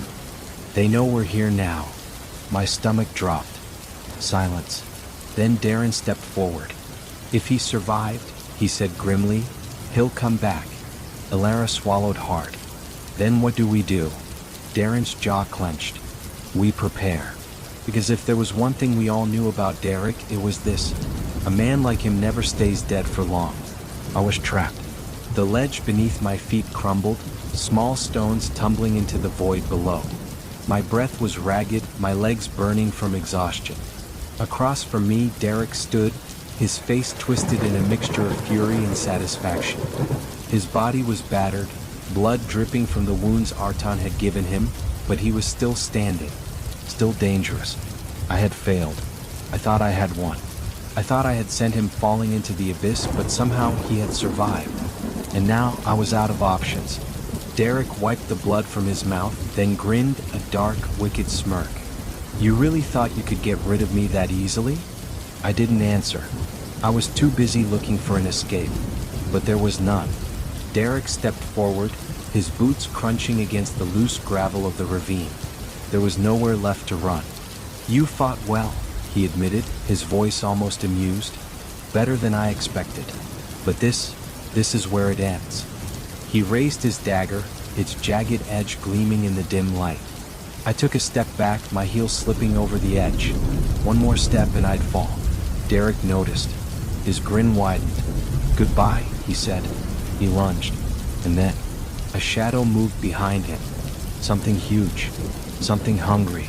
Derek didn't see it, but I did. A pair of glowing red eyes emerged from the darkness. A deep, guttural growl rumbled through the air, so low I felt it in my bones. Derek frowned, sensing something behind him. He turned, and the beast struck. A blur of black tendrils and massive claws slammed into Derek, knocking him off his feet. He barely had time to scream before the creature sank its teeth into his shoulder and tore into his flesh. I stood frozen, my breath caught in my throat. The thing that attacked him was a nightmare-given form. Its body was twisted and wrong, half shadow, half flesh, its limbs stretching unnaturally, its mouth too wide, filled with rows of needle-like teeth. Its claws, long and curved, dug deep into Derek's body, holding him down as he screamed. I had never seen one of them this close before. The creatures of the abyss, the real predators. And Derek had forgotten the most important rule of all. Never be outside at night. Derek fought, thrashing, his blade stabbing into the creature's side. But it didn't care. It didn't even react. Another set of tendrils wrapped around his throat, lifting him off the ground. His screams became wet and gurgled as the beast began to feast, ripping, tearing, devouring. Blood splattered across the stone, dark and glistening in the abyssal light. Derek's body jerked violently, his limbs twitching, and then he stopped moving. But the beast didn't stop eating. My body screamed at me to move, but my legs wouldn't listen. I had just witnessed the most feared man in the abyss, a brutal warlord, become nothing more than food. And now I was alone with the thing that killed him. The beast sniffed the air, its elongated head twitching toward me. It knew I was here. Slowly, its jaws stretched open, blood dripping from its teeth as it let out a low, clicking sound. A warning, a promise. I took a step back. The beast moved. I ran. My feet pounded against the ground as I tore through the abyssal forest. The world around me was a blur of twisting trees and jagged stone, my heartbeat hammering in my ears. Behind me, I heard the creature crash through the undergrowth, its claws scraping against the rock as it pursued me. It wasn't chasing me like an ordinary predator. It was stalking me. It knew I was prey. It was playing with me. I swerved around a massive root, nearly losing my footing. My chest burned, my lungs screaming for air, but I couldn't stop. Stopping meant death. A sudden whoosh of air passed beside me as something lashed out, a tendril missing me by inches. Too close. I ducked, rolling forward just as another tendril struck where I had been a second ago. The impact sent dust and debris flying. It was getting closer, and I was running out of time. Then up ahead I saw it. The cliffside. The same ravine where I had tried to trap Derek. It was my only chance. I pushed harder, my legs burning as I sprinted toward the edge. Behind me, the beast roared, its voice a deep, unearthly sound that made my entire body tremble. It was right behind me. 10 feet. 5 feet. I could feel its breath against my back. And then, I jumped. For a moment, I was weightless. The wind howled in my ears as I soared over the abyss, my arms flailing for something, anything, to grab onto. And then, I hit the opposite ledge. Pain exploded through my body as I slammed into the stone, my fingers scrambling to find a hold. I barely caught the edge. Hanging on by my fingertips, my body dangled over the void. Below me was nothing but darkness stretching forever. I gritted my teeth, forcing my arms to pull me up. Behind me, the beast skidded to a stop. It stood at the edge, staring down at me with those glowing red eyes, its head twitching unnaturally. I held my breath. Would it jump after me? Could it? For a long moment, it just stood there, its breathing slow and deliberate. Then, it turned and slinked back into the darkness. I didn't wait to see if it would change its mind. With every ounce of strength I had left, I pulled myself up and rolled onto the ledge, gasping for air. I had survived, but barely. By the time I stumbled back to camp, my body was trembling. Elara was the first to see me. "You're alive?" she gasped, running toward me. "What happened?" I collapsed to my knees, trying to catch my breath. "Derek, he's dead." Artan and Darren exchanged glances. "Are you sure?" Darren asked. I nodded. The creatures got him. There was nothing left. Silence. Then Artan smirked. "Good," he muttered, leaning back against a rock, still nursing his wound. Elara, however, frowned. "And you? How close did you come to dying?" I let out a weak chuckle. "Closer than I ever want to be again." She exhaled, shaking her head. "You're reckless." I smiled tiredly. "You love it." She rolled her eyes but didn't deny it. For the first time in months, we could breathe again. Derek was gone. And though the abyss would always be dangerous, tonight we had won. For so long, our little colony had remained hidden, tucked away in the cracks of this cursed world. But now the abyss knew where to find us. "We can't stay," Elara said, her voice quiet but firm. "This place isn't safe anymore." Artan nodded. "We leave at dawn." As we gathered what little supplies we could carry, the abyssal sky began to shift. The deep violet-black hues lightened, giving way to an eerie golden glow. And then, for the first time in what felt like forever, the sun rose. It wasn't like the sun I remembered from my world. It was pale, its light weak, barely pushing through the darkness. But it was enough. The remaining shadows recoiled. In the distance, inhuman screams echoed as creatures of the abyss scrambled to flee, vanishing into the deepest parts of the land. I exhaled. "We move south," Artan commanded, tightening the straps on his pack. "Away from here." Elara nodded, gripping my hand for just a moment before letting go. "South to where?" I asked. Artan gave me a sharp look. "Anywhere but here." And with that, we left the only home we had ever known in this cursed place. Into the unknown, into the endless abyss. But for the first time, I wasn't afraid. Because I wasn't alone. The landscape of the abyss stretched endlessly before us. Blackened stone, twisted roots, and strange formations that pulsed with an eerie glow. We had been walking for hours, our bodies exhausted from the battle the night before. Artan led the way, his bow slung over his shoulder, his eyes scanning the horizon for any sign of danger. Elara walked beside me, close enough that our arms brushed occasionally. It was a small gesture, but it didn't go unnoticed. "Elara," Artan called, his voice steady but laced with something unreadable. "How are you holding up?" She glanced at her brother and gave a small shrug. "I'm fine. Just tired." Artan nodded, his gaze lingering on her for a moment longer. Then, his eyes flicked toward me, narrowing slightly as he took in how close we were. I could see the realization dawning on him. The way his expression tightened just a little, the way his grip on his bow shifted. He knew. But he didn't say anything. Instead, he simply turned his attention back to the path ahead, leading us forward in silence. I exhaled slowly, stealing a glance at Elara. She caught my look and smirked slightly, as if amused by her brother's unspoken reaction. The journey continued without another word on the subject. By the time we reached the base of a large hill, the air had changed. Felt different. Less hostile, but still charged with tension. Elara was the first to notice. "Do you feel that?" she murmured. Artan raised a hand, signaling us to stop. He scanned the area carefully, his muscles tensing. "We're not alone." I followed his gaze up the hill, and that's when I saw it. Structures. Not just ruins, but actual makeshift buildings carved into the rocky terrain. A settlement. Another colony.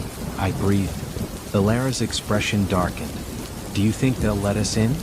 Artan hesitated before answering. "Only one way to find out." As we approached, figures emerged from the shadows, weapons drawn. They were survivors like us, dressed in scavenged armor, their faces hardened by years in the abyss. A man stepped forward, his piercing gray eyes locking onto us. His grip on the spear in his hand was firm, but he didn't attack immediately. "Who are you?" he demanded. Artan stepped ahead of us, raising his hand slightly in a gesture of peace. "We're travelers.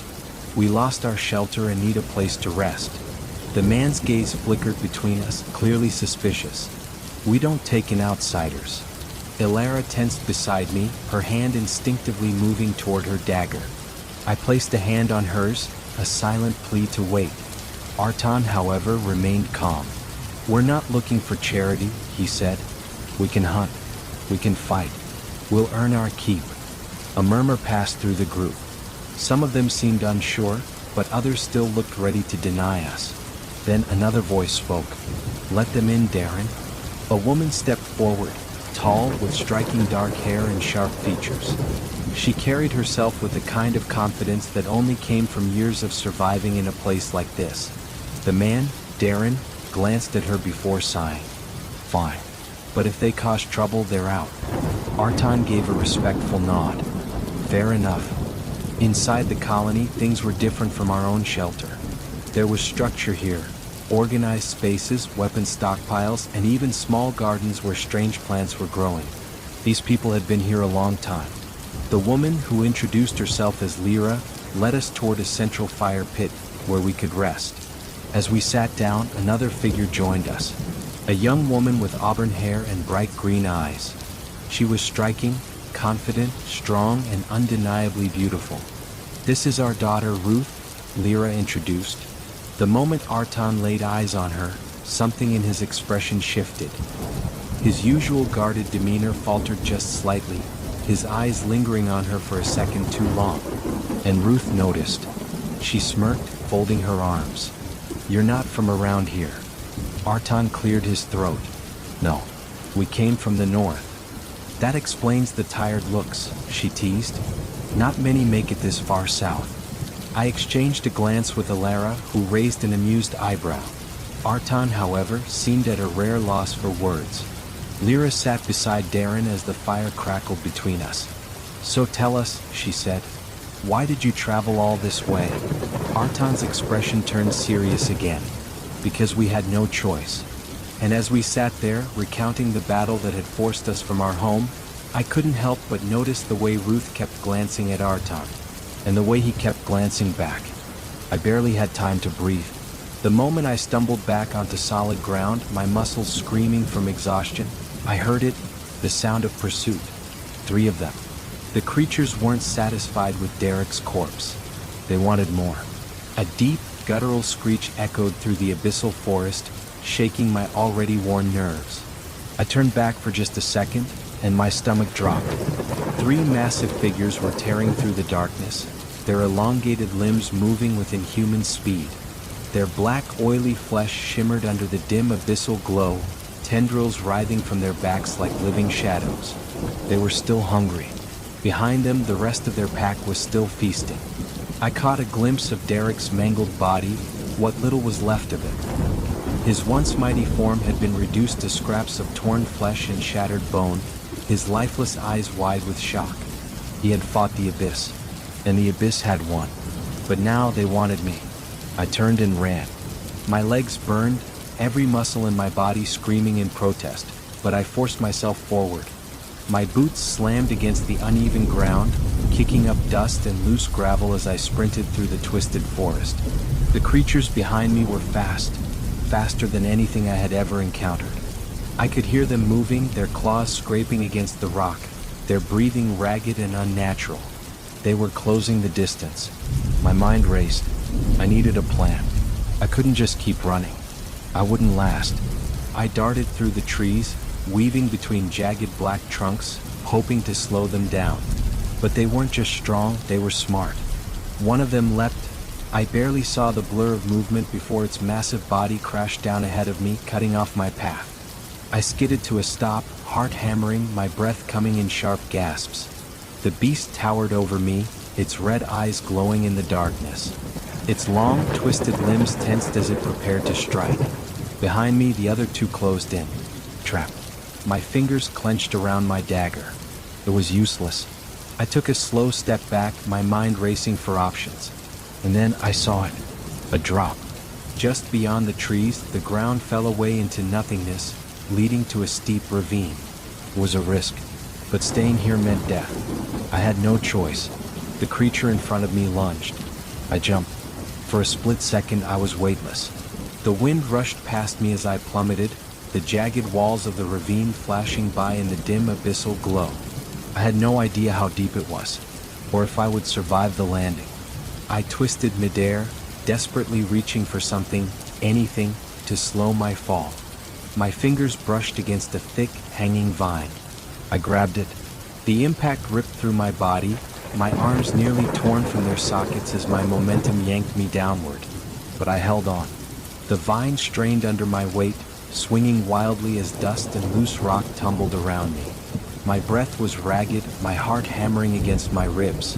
Above me, the creatures peered down from the edge of the ravine, their glowing eyes scanning the darkness below. They let out deep, angry screeches. But they didn't jump. They knew better. They couldn't survive the fall. Slowly, painfully, I began to climb. Every movement sent pain lancing through my arms, but I forced myself upward. The walls of the ravine were rough, uneven, offering just enough handholds for me to pull myself up inch by inch. I didn't know where I was going. I only knew I had to keep moving. Then, a sound. A deep, guttural rumbling from the darkness below. I froze, and then I saw it. Something massive shifted in the shadows beneath me. A shape, too big to comprehend. My blood ran cold. The abyss was never empty, and I had just disturbed something that should have stayed asleep. A low growl rumbled through the ravine, sending vibrations through the stone. I climbed faster. My arms burned. My legs felt like they would give out at any second. But somehow I kept climbing. I reached a narrow ledge and pulled myself up, collapsing onto the cold stone. My body shook violently, exhaustion threatening to overtake me. But I couldn't stop. I had to keep moving. I had to get back to the colony. I forced myself up, stumbling forward. Behind me, the thing in the depths of the ravine let out a low, menacing growl. It wasn't coming after me. Not yet. But it had noticed me. And that was enough to send fear coursing through my veins. I took a deep breath, steadied myself, and ran. By the time I reached the outskirts of the colony, the sky was lightening. The abyssal creatures had retreated with the coming dawn. I stumbled into the camp, barely able to keep myself upright. Elara was the first to see me. For so long, our little colony had remained hidden, tucked away in the cracks of this cursed world. But now the abyss knew where to find us. "We can't stay," Elara said, her voice quiet but firm. "This place isn't safe anymore." Artan nodded. "We leave at dawn." As we gathered what little supplies we could carry, the abyssal sky began to shift. The deep violet-black hues lightened, giving way to an eerie golden glow. And then, for the first time in what felt like forever, the sun rose. It wasn't like the sun I remembered from my world. It was pale, its light weak, barely pushing through the darkness. But it was enough. The remaining shadows recoiled. In the distance, inhuman screams echoed as creatures of the abyss scrambled to flee, vanishing into the deepest parts of the land. I exhaled. "We move south," Artan commanded, tightening the straps on his pack. "Away from here." Elara nodded, gripping my hand for just a moment before letting go. "South to where?" I asked. Artan gave me a sharp look. "Anywhere but here." And with that, we left the only home we had ever known in this cursed place. Into the unknown, into the endless abyss. But for the first time, I wasn't afraid. Because I wasn't alone. The landscape of the abyss stretched endlessly before us. Blackened stone, twisted roots, and strange formations that pulsed with an eerie glow. We had been walking for hours, our bodies exhausted from the battle the night before. Artan led the way, his bow slung over his shoulder, his eyes scanning the horizon for any sign of danger. Elara walked beside me, close enough that our arms brushed occasionally. It was a small gesture, but it didn't go unnoticed. "Elara," Artan called, his voice steady but laced with something unreadable. "How are you holding up?" She glanced at her brother and gave a small shrug. "I'm fine. Just tired." Artan nodded, his gaze lingering on her for a moment longer. Then, his eyes flicked toward me, narrowing slightly as he took in how close we were. I could see the realization dawning on him. The way his expression tightened just a little, the way his grip on his bow shifted. He knew. But he didn't say anything. Instead, he simply turned his attention back to the path ahead, leading us forward in silence. I exhaled slowly, stealing a glance at Elara. She caught my look and smirked slightly, as if amused by her brother's unspoken reaction. The journey continued without another word on the subject. By the time we reached the base of a large hill, the air had changed. Felt different. Less hostile, but still charged with tension. Elara was the first to notice. "Do you feel that?" she murmured. Artan raised a hand, signaling us to stop. He scanned the area carefully, his muscles tensing. "We're not alone." I followed his gaze up the hill, and that's when I saw it. Structures. Not just ruins, but actual makeshift buildings carved into the rocky terrain. A settlement. Another colony. I breathed. Elara's expression darkened. "Do you think they'll let us in?" Artan hesitated before answering. "Only one way to find out." As we approached, figures emerged from the shadows, weapons drawn. They were survivors like us, dressed in scavenged armor, their faces hardened by years in the abyss. A man stepped forward, his piercing gray eyes locking onto us. His grip on the spear in his hand was firm, but he didn't attack immediately. "Who are you?" he demanded. Artan stepped ahead of us, raising his hands slightly in a gesture of peace. "We're travelers. We lost our shelter and need a place to rest." The man's gaze flickered between us, clearly suspicious. "We don't take in outsiders." Elara tensed beside me, her hand instinctively moving toward her dagger. I placed a hand on hers, a silent plea to wait. Artan, however, remained calm. "We're not looking for charity," he said. "We can hunt. We can fight. We'll earn our keep." A murmur passed through the group. Some of them seemed unsure, but others still looked ready to deny us. Then another voice spoke. "Let them in, Darren." A woman stepped forward, tall, with striking dark hair and sharp features. She carried herself with the kind of confidence that only came from years of surviving in a place like this.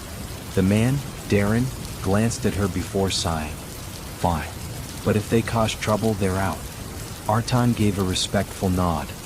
"Fair enough." Inside the colony, things were different from our own shelter. There was structure here, organized spaces, weapon stockpiles, and even small gardens where strange plants were growing. These people had been here a long time. The woman, who introduced herself as Elara, led us toward a central fire pit where we could rest. As we sat down, another figure joined us. A young woman with auburn hair and bright green eyes. She was striking, confident, strong, and undeniably beautiful. "This is our daughter Ruth," Elara introduced. The moment Artan laid eyes on her, something in his expression shifted. His usual guarded demeanor faltered just slightly, his eyes lingering on her for a second too long. And Ruth noticed. She smirked, folding her arms. "You're not from around here." Artan cleared his throat. "No, we came from the north." "That explains the tired looks," she teased. "Not many make it this far south." I exchanged a glance with Elara, who raised an amused eyebrow. Artan, however, seemed at a rare loss for words. Elara sat beside Darren as the fire crackled between us. "So tell us," she said, "why did you travel all this way?" Artan's expression turned serious again. "Because we had no choice." And as we sat there, recounting the battle that had forced us from our home, I couldn't help but notice the way Ruth kept glancing at Artan, and the way he kept glancing back. The morning after our arrival, Darren made it clear we weren't just guests. If we wanted to stay, we had to contribute. "We don't take in people who can't pull their weight," he said, his gray eyes scanning each of us. "Everyone works. Everyone helps. That's the only way we survive here." Artan nodded without hesitation. "Understood." Elara, still nursing the wounds from our last battle, wasn't in any condition to hunt or scavenge. Elara, the colony's matriarch, had already taken it upon herself to arrange shelter and food for us. But Ruth, her daughter, had a different task. "I'll take care of her," Ruth said, her voice firm. Elara started to protest, but I shot her a look. She was stubborn, but we both knew she needed time to recover. She ran toward me, her face a mix of relief and anger. "You're alive?" she gasped. I managed a weak smile. "More or less." Artan and Darren approached, their eyes scanning me for injuries. "Did they follow you?" Artan asked sharply. I shook my head. "No. But..." I hesitated, my mind flashing back to the thing in the ravine. Darren's expression darkened. "But what?" I swallowed hard. "There's something else out there. Something big." A heavy silence fell over the group. And then Darren nodded grimly. "Then we'd better prepare. Because in the abyss, there was always something worse waiting in the dark. And whatever I had woken in that ravine, it wasn't done with me yet." The first rays of the pale abyssal sun stretched across the jagged landscape, pushing back the creeping darkness. It wasn't warm like the sun I remembered from my world. It was weaker, a dull glow that barely kept the abyss at bay. But it was enough to save me. The creatures that had been hunting me retreated the moment the light touched them, their screeches fading as they slithered back into the safety of the abyss. I stood there, my chest heaving, my body trembling from exhaustion. My clothes were torn, my arms covered in scrapes, my muscles aching from the desperate fight for survival. And then I looked back. What remained of Derek was barely recognizable. His body was gone. All that was left were scattered bones, gleaming wet in the morning light, picked clean by the abyssal creatures. His skull lay cracked near a rock, his ribs shattered, his once powerful form reduced to nothing but remnants. The mighty leader of the brutal colony was no more. I swallowed hard, my breath uneven. Derek had always believed in strength, in power. And yet, in the end, it hadn't mattered. Even the strongest became prey in the abyss. I didn't notice them at first, not until I heard the footsteps. I turned sharply, my fingers instinctively reaching for my dagger, but then I saw them. Tafrex and Yojek, the last two survivors of Derek's colony. They stood several feet away, their expressions heavy with something I never expected to see on their faces: defeat. Tafrex, the smaller of the two, had his arms wrapped around his wounded torso, his once arrogant smirk completely gone. His usually sharp, cunning eyes were hollow, lost. Yojak, the brute of a man, looked even worse. His massive frame was hunched, his face pale with exhaustion and pain. His arm hung limply at his side, still wrapped in makeshift bandages from the fight with Arton. Neither of them spoke. Neither of them needed to. We all knew what had happened here. Derek was dead, and they had nothing left. We returned to the colony in silence. I walked ahead, leading the way. Tafrex and Yojak followed behind, their once proud steps now hesitant. By the time we reached the colony, the others were already awake. Darren stood at the entrance, arms crossed, watching us approach. Lyra stood beside him, her gaze sharp and assessing. Ruth was further back, leaning against a stone wall, her eyes locked onto Arton. Elara stepped forward as I approached, her brows furrowed with concern. "You're hurt." "I'll live," I muttered, giving her a tired smile. But the real tension wasn't about me. It was about them. Tafrex and Yojak stopped a few feet away from Darren, their hands raised slightly, a gesture of peace. Darren didn't speak. He just stared at them, his sharp gray eyes unreadable. Finally, Tafrex exhaled. His voice, usually filled with arrogance, was quiet. "We have nowhere else to go." Yojak nodded slowly, his massive shoulders sagging. "Our people are gone. Derek is gone." Silence. Darren remained still, his expression unreadable. "We were wrong," Tafrex continued, his voice barely above a whisper. "About everything. We thought strength was all that mattered. That power meant survival. But it didn't save us." He swallowed hard. It didn't save him. Darren's jaw tightened, but he still said nothing. Tafrex took a deep breath. "We know we don't deserve it, but we're asking you to let us stay." Yojak, who had always been a brute of a man, now looked utterly defeated. He met Darren's gaze, his voice rough but genuine. "We don't want to be like him anymore." Another silence. The air was thick with unspoken tension. I glanced at Arton, wondering what he was thinking. He stood with his arms crossed, his expression neutral, but I could see the gears turning in his head. Ruth, however, spoke first. "You expect us to trust you?" she asked, her voice laced with skepticism. "After everything you did?" Tafrex flinched. "We're not asking for trust," he admitted. "Just a chance." Another pause. Then, Darren finally spoke. "You were part of a colony that hunted people," he said, his voice firm. "You killed without mercy. You followed a man who saw others as nothing but prey." Tafrex didn't argue. Neither did Yojak.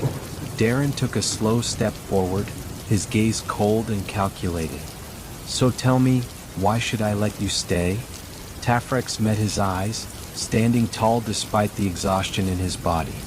"Because if we leave, we die," he said simply. Yojak nodded. "We don't want to be who we were before. We want to be better." Darren exhaled slowly. His fingers tapped against his belt, a habit I had noticed when he was deep in thought. For a long moment, no one spoke.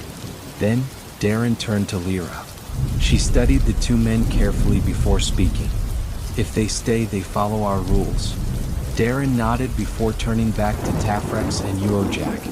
"You will work," he said. "You will earn your place. You will prove that you are not the men you used to be." His gaze darkened. "One mistake and you're gone." Tafrex and Yojak both nodded, relief flickering in their expressions.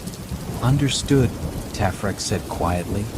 Darren gave one final look between them before exhaling sharply. "Then welcome to the colony." And just like that, the last remnants of Derek's rule were no more. That night we sat around the fire. For the first time, Tafrex and Yojak were not our enemies. They were part of us now. Arton sat next to Ruth, their shoulders nearly touching, though neither acknowledged it. Elara leaned against me, her warmth a welcome comfort after everything that had happened. Darren, ever the leader, kept his eyes on our newest members, watching them carefully. But for once there was no war, no battle, just the flickering flames, the quiet hum of conversation. and the unspoken understanding that somehow, against all odds, we had survived, and we would keep surviving, no matter what the abyss threw at us next. The fire crackled softly, casting flickering shadows against the stone walls of the colony's main shelter. The air was heavy with exhaustion, the weight of the past night's events pressing down on all of us. But for the first time in a long while, there was no immediate danger. No battle. No war. Just the quiet, uneasy peace of survivors trying to figure out what comes next. Tafrex and Uojak sat near the fire, their once proud postures now slumped with fatigue. They had lost everything, their leader, their home, their way of life. But somehow, against all odds, they were still here. Darren, ever the watchful leader, sat opposite them, his sharp gray eyes scanning them carefully. Ruth sat beside him, arms crossed, still wary of the two former enemies. Lyra, standing nearby, remained silent, her gaze unreadable. Finally, Tafrex broke the silence. "I need to ask for something," he said, his voice hoarse from exhaustion. Darren narrowed his eyes. "You've already asked for enough, haven't you?" Tafrex exhaled, rubbing a hand down his face. "I know, and I don't deserve to ask for more. But I have to." Darren didn't respond, waiting for him to continue. Tafrex hesitated, something rare for a man like him. Then he spoke. "I have a family," he said finally. Silence. Even Uojak turned to look at him, as if hearing this for the first time. Tafrex swallowed hard before continuing. "My wife, Dessa, and my daughter Claire. They're still out there." His jaw clenched. "I left them behind." A chill settled over the group. Elara, who had been sitting close to me, straightened. "You left them?" Tafrex's hands curled into fists. "I had no choice. When Derek sent us to find you, I wanted to bring them. But he paused, shaking his head. "He didn't allow it. Said they would slow us down." I felt a sick twist in my gut. Derek had been brutal, but this? Forcing a man to leave his own family behind? It wasn't surprising, but it was still horrifying. Darren studied Tafrex carefully. "And where are they now?" Tafrex exhaled slowly. "I don't know. We had a small shelter, hidden away near the ruins south of Derek's old territory. If they're still alive, that's where they'll be." Another silence. Then Tafrex looked up, meeting Darren's gaze.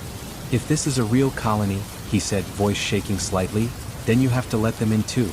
Darren didn't answer immediately. I could see the tension in his posture, the gears turning in his head. Finally, he turned to Uojak. "Did you know about this?" Uojak shook his head slowly. "No." His deep voice was quiet. Tafrex never talked about family. Tafrex let out a bitter chuckle. Derek didn't encourage it. That didn't surprise me. Derek's colony had been built on strength and brutality. Family ties? Well, those were weaknesses to him. Darren's jaw tightened. "So, let me get this straight. You want me to risk my people, my family, to bring in a woman and a girl we don't even know?" Tafrex met his gaze without flinching. "Yes." Ruth scoffed. "You're lucky we let you in, and now you want more?" Tafrex's hands trembled. "She's my wife, and Claire is just a kid.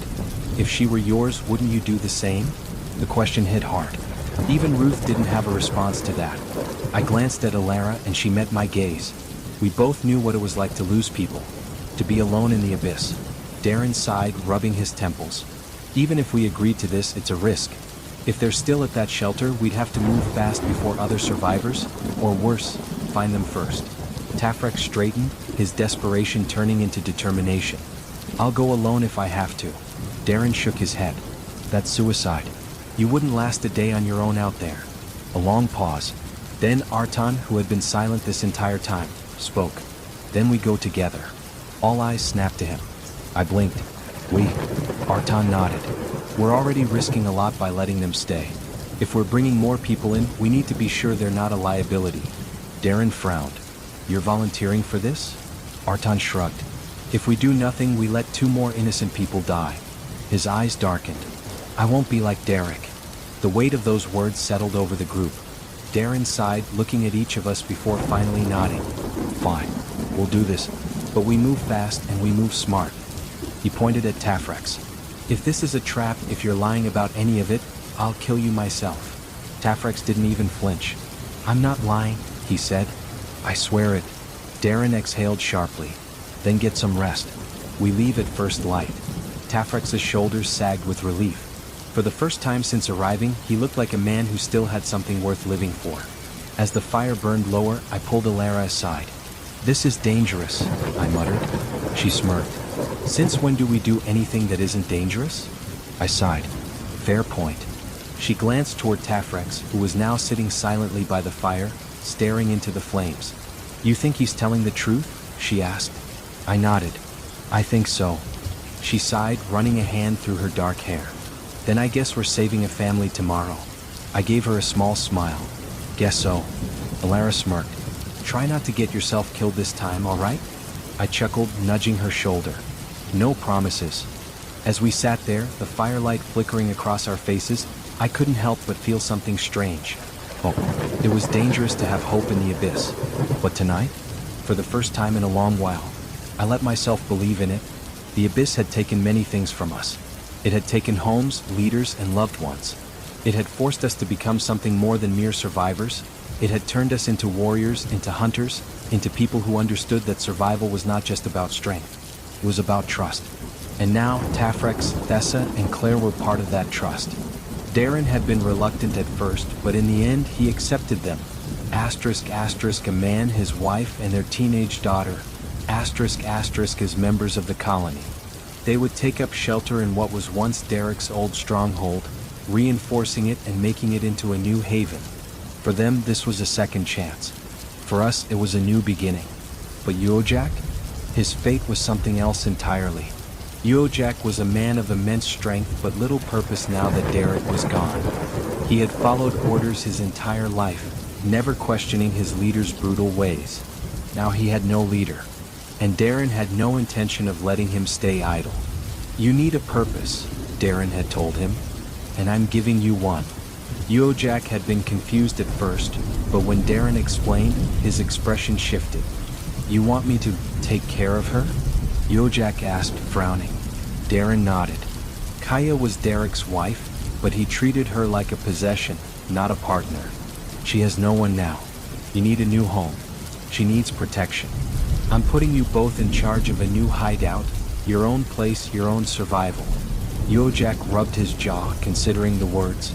"And you expect me to marry her?" Darren shrugged. "That's up to you too. She might not even want that. But she needs someone she can rely on, and so do you." Uojak was silent for a long moment. Then he nodded. "I'll do it." Darren gave him a sharp look. "You treat her right or you'll answer to me." Uojak exhaled slowly. "I understand." And so, the last remnants of Derek's rule were repurposed. Tafrex, Thessa, and Claire would rebuild Derek's old hideout for themselves. And Uojak? He would begin again, not as a warrior for a tyrant, but as a man building his own future. With Kaya. Kaya was beautiful, but she was not soft. She had survived years with Derek, enduring his lust for power, his greedy ambitions, and his endless need to take more. He had claimed Ruth as his next prize, believing that one woman was never enough. And in the end, his own greed had led him to ruin. Now, Kaya stood before us, her dark hair cascading down her back, her piercing blue eyes filled with the cautious skepticism of a woman who had never been allowed to make her own choices. When Darren told her of the plan, she stared at Uojak for a long time. Then she spoke. "You're not like him." Uojak shook his head. "No." Her expression didn't change. "You don't want power?" Uojak hesitated, then answered honestly. "I want a home. I want something that's mine. But I don't want to take it by force." Kaya considered his words, then gave a slow nod. "Then we'll see if this works." It wasn't a promise, but it was a start. Derek had once ruled with brutality and strength, believing that no one could take anything from him. And yet, in the end, he had lost everything. His followers turned against him. His power was stripped away. His body was torn apart by the abyssal creatures he once claimed to be stronger than. And now, even his wife, the woman he had taken and controlled, was moving on, beginning a new life without him. Derek had thought he could have everything. Instead, he had nothing. He had been greedy. And in the abyss, greed was always punished. As the dust settled, we moved forward. Tafrex, Thessa, and Claire rebuilt what was once a place of tyranny into a home. Uojak and Kaya set out to forge something new, neither knowing what their future would hold. but both determined to live free from Derek's shadow. And the rest of us? We watched, we learned, and we survived. The abyss had taken so much from us, but for the first time, it had given something back, and we wouldn't waste it. The remains of Derek's stronghold stood before us, a silent monument to the man who once ruled it with an iron fist. Now it belonged to Tafrex, Thessa, and Claire. It had once been a place of fear and control, its walls echoing with the orders of a tyrant. But today it would become something new, a home, not a prison. Tafrex stood at the entrance, staring up at the massive stone structure. His hands were clenched at his sides, his face unreadable. Beside him, Thessa watched warily, her fingers tightening around Claire's shoulder. The teenage girl had barely spoken since we arrived, her wide, cautious eyes scanning the ruins of what was now their new home. Darren stood a few feet away, arms crossed.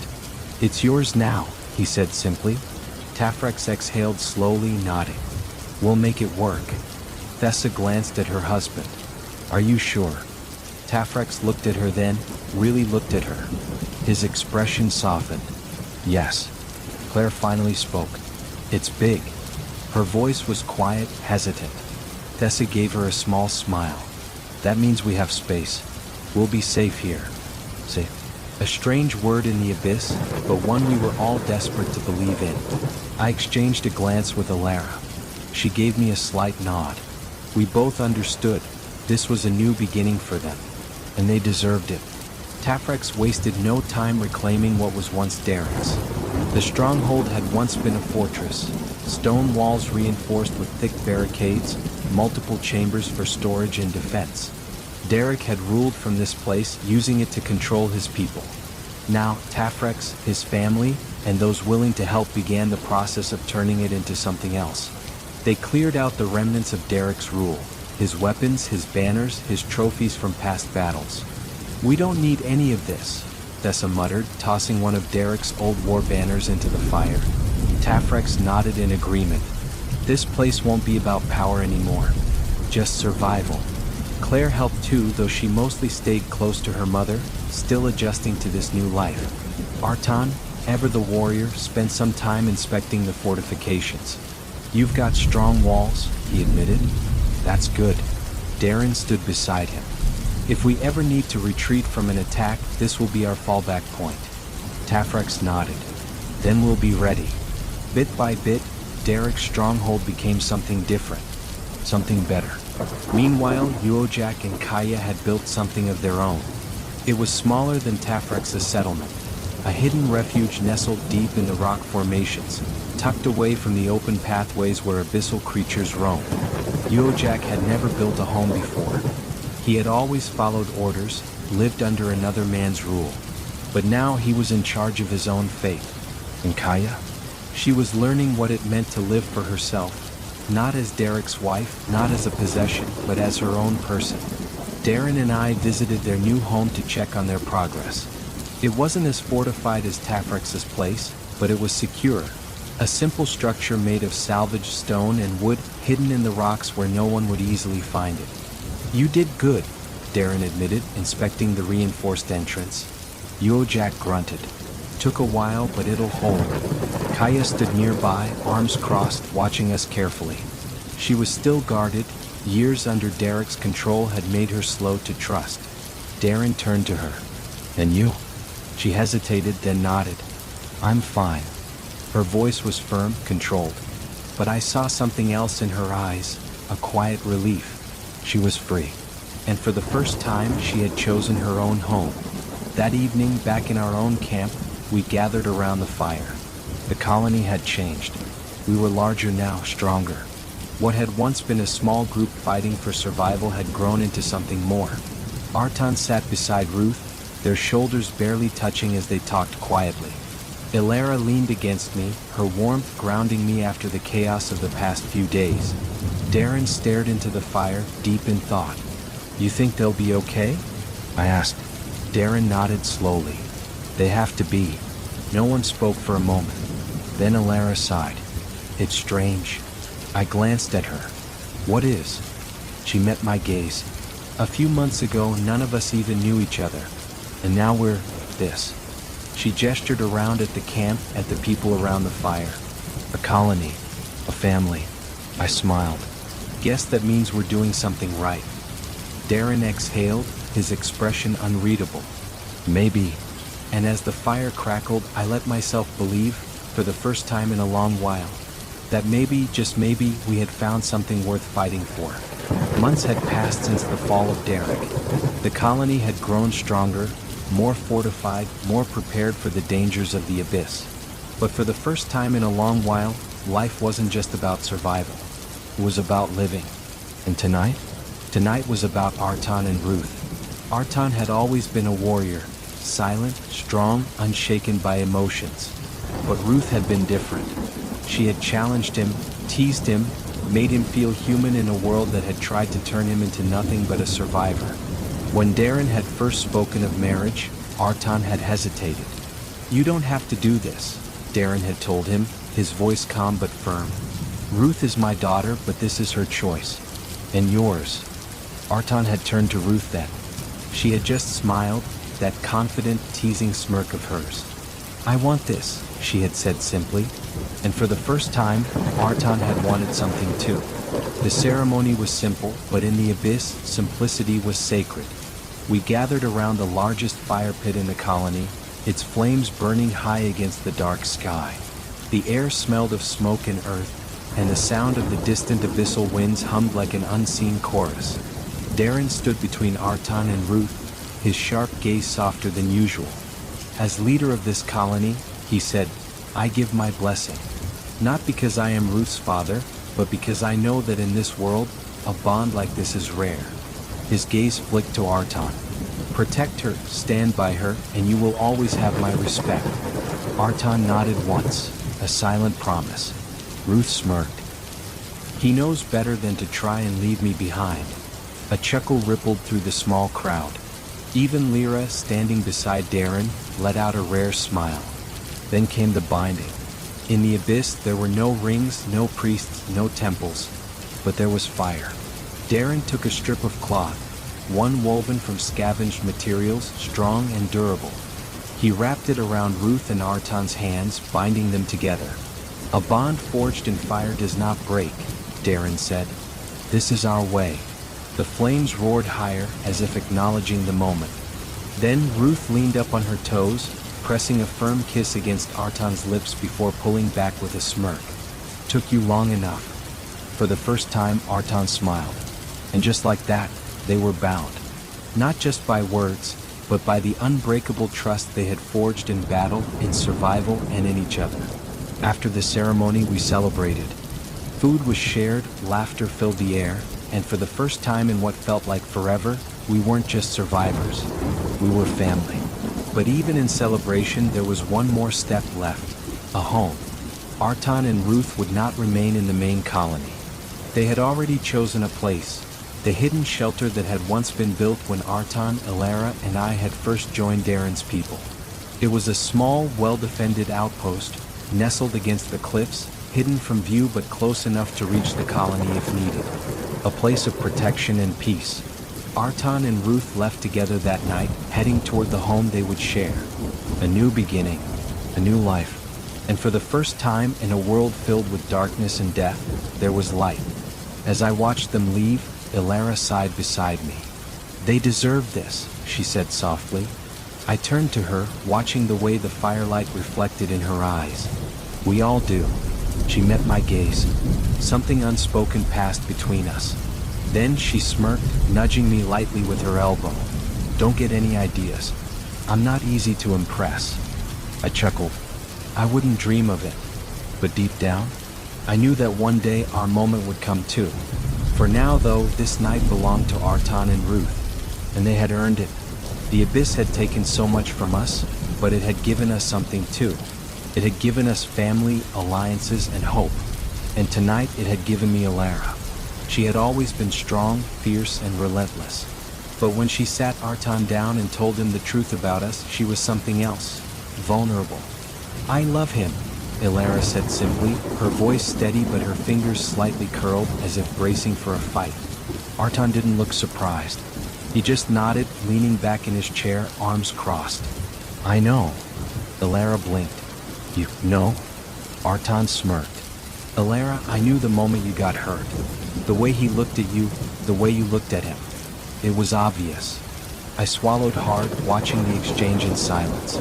Elara narrowed her eyes. And you didn't say anything? Artan shrugged. Didn't have to. I was waiting for you to figure it out yourself. She let out a breath, shaking her head with a mix of annoyance and relief. So you're okay with it? Artan's smirk softened into something more genuine. Of course I am. You deserve this. He turned to me, his sharp eyes assessing. And you don't screw this up. I straightened. I won't. He nodded, satisfied. And just like that, I had his blessing. Like Artan and Ruth before us, Elara and I stood before the fire, hands bound together. The colony had gathered once again, the flickering flames casting long shadows over the stone walls. The abyss was quiet tonight, as if it too was watching. Darren, as leader, stood before us, his expression solemn yet warm. As fire binds stone, he said, so shall you be bound. He wrapped the woven cloth around our hands, the same tradition that had sealed Artan and Ruth's union. Elara squeezed my fingers gently, her touch warm and steady. I never thought I'd have this, she murmured.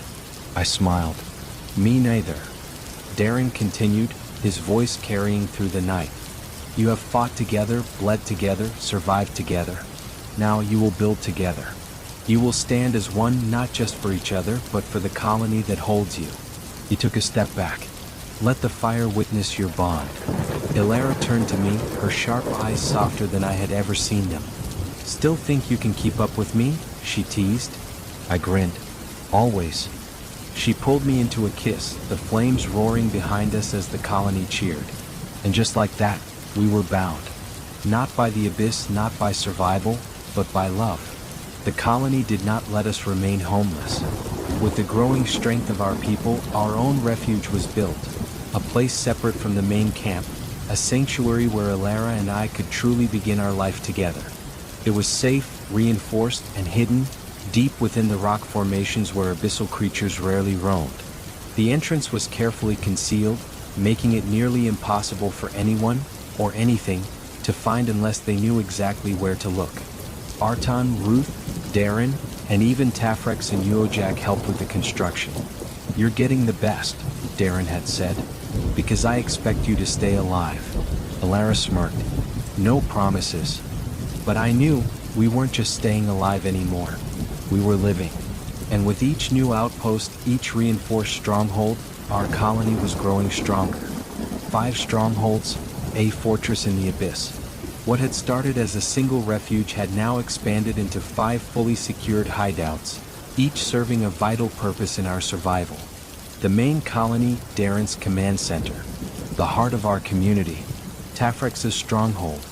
The fortress that once belonged to Derek, now a place of family and defense.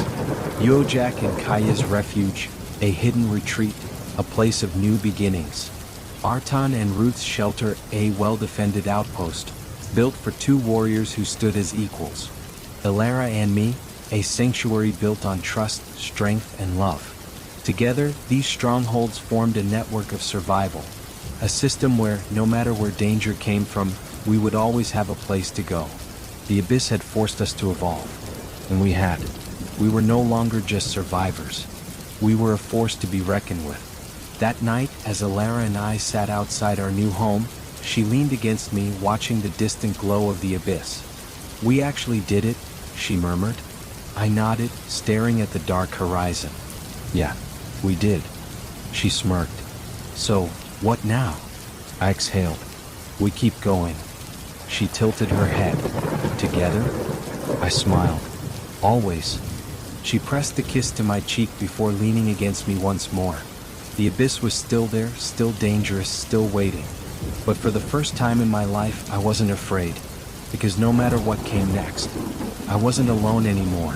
And I never would be again. Months passed in the abyss.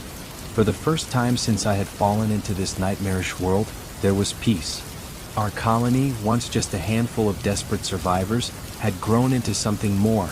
A strong, organized network of outposts and defenses. We weren't just surviving anymore. We were thriving. The food and water system. The first step toward true survival was ensuring that no one went hungry or thirsty. With 5 fully secured strongholds, we developed a supply network, ensuring that food and clean water were never scarce. Hunting and trapping. Arton, Darren, and Tafrex led the hunting teams, tracking and capturing the few edible creatures of the abyss. They set up traps and snares, learning which areas were best for hunting. They focused only on herbivorous creatures. The carnivores were still too toxic to consume. Foraging and farming. Thessa, Kaya, and Lyra led the foraging efforts, gathering edible plants, roots, and fungi from the safer regions. We discovered that certain bioluminescent vines produced fruit-like pods that were safe to eat. With time, we even cultivated small patches of plants inside fortified areas, creating the first ever farms in the abyss. Water collection and purification. Using Arton's knowledge, we set up a network of water trees that filtered clean drinking water. Special stone basins were placed beneath them, collecting the purified liquid. We also built rain collectors, using woven plant fibers to trap water safely. For the first time, we weren't just scavenging day by day, we were stockpiling supplies. And that meant stability. Food and water were only part of survival. The second priority was defense. The abyss was still filled with predators, and we all knew peace never lasted forever. So we prepared, strengthening the walls. Each stronghold was reinforced with thickened stone barriers fortified with bones and hardened resin. Spike traps placed around the perimeter to impale any creature that tried to breach. High watchtowers allowing us to see any threats before they reached us. Defensive traps. Darren devised a trap system. Tripwires were placed around the colony, triggering sharp bone spears from hidden mechanisms. Certain entrances were set with deadfall traps, releasing massive boulders onto anything foolish enough to try and enter. Pitfalls lined some of the narrow pathways, deep trenches filled with sharpened spikes. The fire line. Fire was one of the only things abyssal creatures feared. We created a fire defense system. At each stronghold, we set large fire pits, constantly stocked with dry material. If creatures approached, we could ignite a controlled blaze, forcing them to retreat. Special oil-like sap found in certain plants was highly flammable. We stored it in containers for emergency use. With these defenses in place, the colony was stronger than ever. We no longer feared the abyss. Now the abyss feared us. As the colony grew stronger, so did the bonds between us. Arton and Ruth thrived in their own outpost, their home standing as a symbol of strength and unity. Yojak and Kaya built their new life, their relationship growing with time. Tafrex, Thessa, and Claire continued rebuilding the old stronghold, turning it into a secure haven. Meanwhile, Elara and I had truly found home in each other. One night, as we sat near the fire, she leaned into me, her voice soft. "This isn't just a colony anymore," she murmured. I glanced at her, running a hand through her hair. "What is it then?" She smiled, watching the flames. "A civilization." I thought about that word, about what we had built. And for the first time, I realized she was right. Months passed in relative peace. The creatures of the abyss stayed away, wary of our defenses. Food and water were plentiful, ensuring no one starved. Our colony had become something real, a foundation, a home, a fortress. But even in moments of peace, the abyss was never silent. One evening, as the sun began to set, I stood atop the outer watchtower, scanning the horizon. And far in the distance, beyond the cliffs, beyond the ruins of Derek's fallen empire, I saw something move, something different. A shadow shifting against the deep abyssal glow, watching, waiting. And at that moment, I knew peace never lasted forever. Something was coming, and we had to be ready.